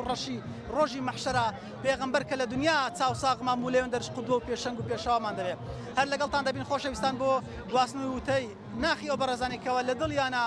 جێژەلوولێک لە خۆشەویستی دایگرتوون لە خزمەتی زۆر بەڕێز و برای سەلامی خوارد سلامی خوای گەورە لە بەڕێزت بی لە جەناب بێ لە هەموو مسلمانان بێ پیرۆزبایی خۆم ئاراستای هەموو مسلمانانی کوردستان جیهان بە تایبەتی دەکەم بەڕاستی ڕێژێکی زۆر گەورەیە بۆ ئێمەی مسلمان کە ئێمە دەبی بە کردار بسەلمێنین کە پێغەمبەری خوامان خۆش دەبێ نەکو بەس بە قسەکردن لێرەوە شعرێکتان پێشکەش دەکەم چونکە هەرچەند ئێستا بەسەر پێغەمبەر صلی الله علیه و سلم دال بڵێم زۆر دەوە گەورەترە ناتوانم حەقی پێ بدەم بەڕاستی و ناڵێم خەڵکیش هەمووی خراپە خەڵک بەڕاستی خەڵکی مسلمانی زۆر چاکمان هەیە و وەکو پێویستیش نییە ینی بەمە بەس بە کردار بەس بە قسەمان نەبی دەڵێم یا ڕەسوول الله تۆ پێغەمبەری زێڕ و گەوهەری کار و پیشت بوو هەژار پەروەری ئێمەت ڕزگار کرد لە دەردەسەری ئێمەت کردە برا لەگەڵ یەکتری یا ڕەسوول الله ئومەتی تۆمە یەکجار مشداقی دیداری تۆمە لە ناوتاوانم شین و ڕۆڕۆمە تەنها بە هیوای تکاکەی تۆمە تەنها بە هیوای تکاکەی تۆمە دەست خۆش یەک لە دێرە شعرەکان گوتت ئێمەت کردە برا لەگەڵ یەکتری ئاخۆ ئێمەمان وەکو شوێن پێ هەڵگیری پێغەمبەری خوا صلی الله علیه و سلم لەگەڵ یەکە وەک ئەو برایین کە پێغەمبەر دەمێت کە قسەیم کرد لە کەناڵێک کە ئەو پرسیاریان کرد ناوەڵایی وەکو پێغەمبەر کە داوای لە ئێمە دەکا وانین بەڵام ئەگە ئەو نەباش زۆر خراتریش دەبووین وانە ئەمن مەبەستم لێرەیە کە ئێمە وانین دەبێ وابین کە ئەو پێمان دەڵێت چۆن بکەین وابین برای من ئەمە ئەگەر بەدڵ لە ناخەوە پێغەمبەرمان خۆش بێ بەڕاستی وا دەبین بەس بە قسەیە بەس بە سەردەویە ئەگەم وا بین برە چۆن شەڕ دەکەین لەگە زیلانی خۆمان لەسەر شتێکی بەسیت لەگە برا لەسەر پارە لەسەر دەمای دنیا کەی پێغەمبەر ئەوەی دەوێت کەی پێغەمبەر ئەوەی داوای لەمە کردووە نەخیر بێگومان ئەوەی لەمە داوا دەستت خۆش بەڕێزی برای من سەرکەوتوو بن بەڕێزم ئامارەتی خوای گەورە بەڵێ بەڕێزان و خۆشەویستانی مەرد لە خزمەتانداین بۆی کە لە خزمەتی پێغەمبەری خوا بین صلی الله عليه وسلم ئەو عشق و ئەوینە کە ئێمە هەمانە لە دڵمان بەرامبەر بە پێغەمبەری خوایە صلی الله عليه وسلم بۆی کە ئێمە بەردەوام بین بتوانین باشتر و چاکتر لە سیرەت و ژیانی پێغەمبەری خوایە صلی الله عليه وسلم دابین بۆی بتوانین چاکتر و باشتر سیرەت و شوێن پێهەڵگیری ئەو پێغەمبەرە بین صلی الله عليه وسلم بە شێوێک ئەو دەیەوێت ئێمە لە خزمەتی ئەوەی بەڕێز و خۆشەویستە لە خزمەتی عاشقێکی تری پێغەمبەری خوایە صلی الله عليه وسلم کە لە ڕۆژگارێکی وەکو ئەمڕۆیە لە باوەشیە منداڵە جوانەکەی لە باوەش گرتووە بۆ خۆشەویستی پێغەمبەری خوایە هێناویتە ناو ئاوەدانی بەوەی کە چاو بکاتەوە ببینێ خەڵکانێک کۆبنێتەوە بەبۆی لەم ڕۆژەدا پێغەمبەری خوای کە چاوساغیتی لەدایک بووە سلام علیکم صلی علی سیدنا محەممەد علیکم السلام و رحمة الله وبرکاته وەکو بابلێن هاوڵاتیەکی و هاو نیشتمانیەک وەکو شاری هەولێر بەخێرهاتنی هەموو ئەو خەڵکە دەکەم دەستان خۆشبی بەڕاستی سەلماندتان بەڕاستی ئیمانداری مسلمانێتیتان سەلماند ئەوڕۆ لە ڕۆژێکی وەکو ئەوڕۆ بەڕاستی بە پێویستی دەزانم فیستیڤالی لەو شێوە ئاپۆڕای لەو شێوە خەڵکانێک کە دژی ئەم دینە قسە دەکەن خەڵکانێک کە دژی بنەماکانی ئەو دینە قسە دەکەن خەڵکێکیش هەبێ ئەبەو شێوە بە ماڵ و منداڵی خۆی بێ قوربانی بداتن لە سەجادە ڕاوەستی بۆ خۆشەویستی پێغەمبەر صلی الله علیه وسلم بە هەموو ڕەنگەکان بە هەموو شێوەکان بەبێ هیچ جیاوازیەک بەبێ جیاوازی ڕەنگ بەبێ جیاوازی بیر و بۆچوون و ئاودیە هەر چۆنێک بێتن هەمومان قوربانی هە پێغەمبەری صلی الله علیه وسلم بە گەورە و بچووکمانەوە قوربانیمان بۆ پێغەمبەری خوا چۆنە چی لەمە دەوێت قوربانی ئیدیەوە هەق سیرکە هەموو قوربان ئەوە یەکە لە ڕوەکان بۆن یەکە لە ڕوەکان بەڵام قوربانی هەر بەوەش ناکرێتن قوربانی بەوە دەکرێتن ئەوەی پێغەمبەر صلی الله علیه وسلم داوای کردیە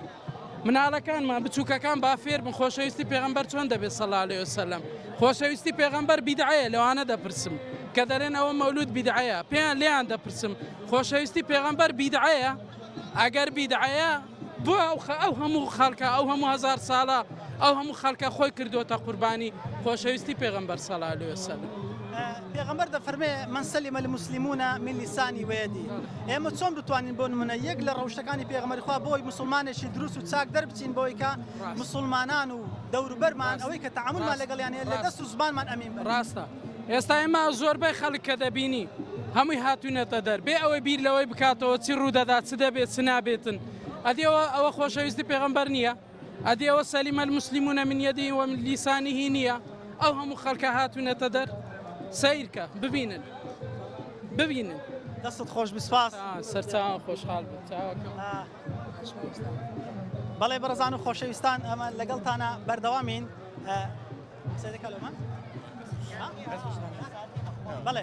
بەڵێ خۆشەویستان و بەڕێزان ئێمە هەر لە خزمەتی ئەوەی بەڕێز و خۆشەویستان بۆەوەی ئاپۆڕی جەماوەری وتەی ئەو بەڕێزانە بگوازینەوە بۆی کە لە خزمەتی پێغەمبەری خوا صلی الله عليه وسلم ئەتو دەینێری چ دەڵێ بەڵێ برا بەڕێزە دەیوێ لەگەڵمانە بدوێ بۆی دیارە پامێکی حەزەکە ئێمەش حەزمانێت لە شاشە جوانەکەی پەیامەکەی خۆی بگەێنی بەڵان چی دەوێت پێشەکەی بەخێر بێن یادی پێغەمبەر صلی الله علیه وسلم بەرز و پیرۆز بێ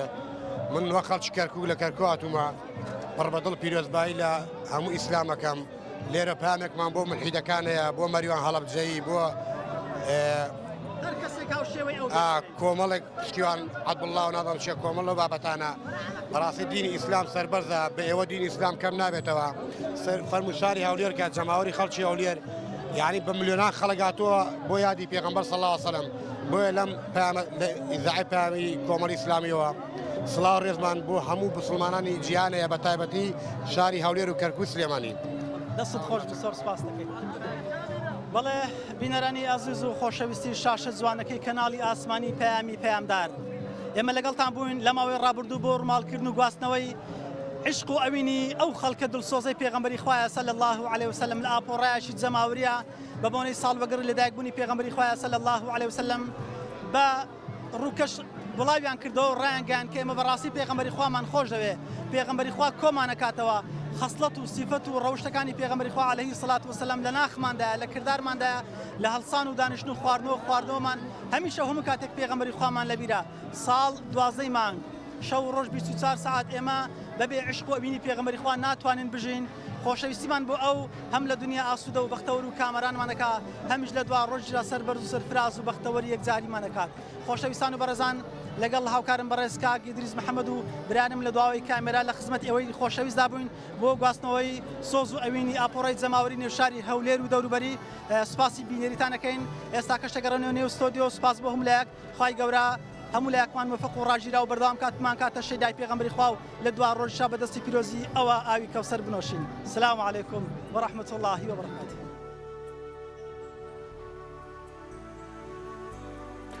بەڵێ زۆر سپاس بۆ هاوکارانمان لە شاری هەولێر و برایانی نووسینگەیەوێ ماندووبوون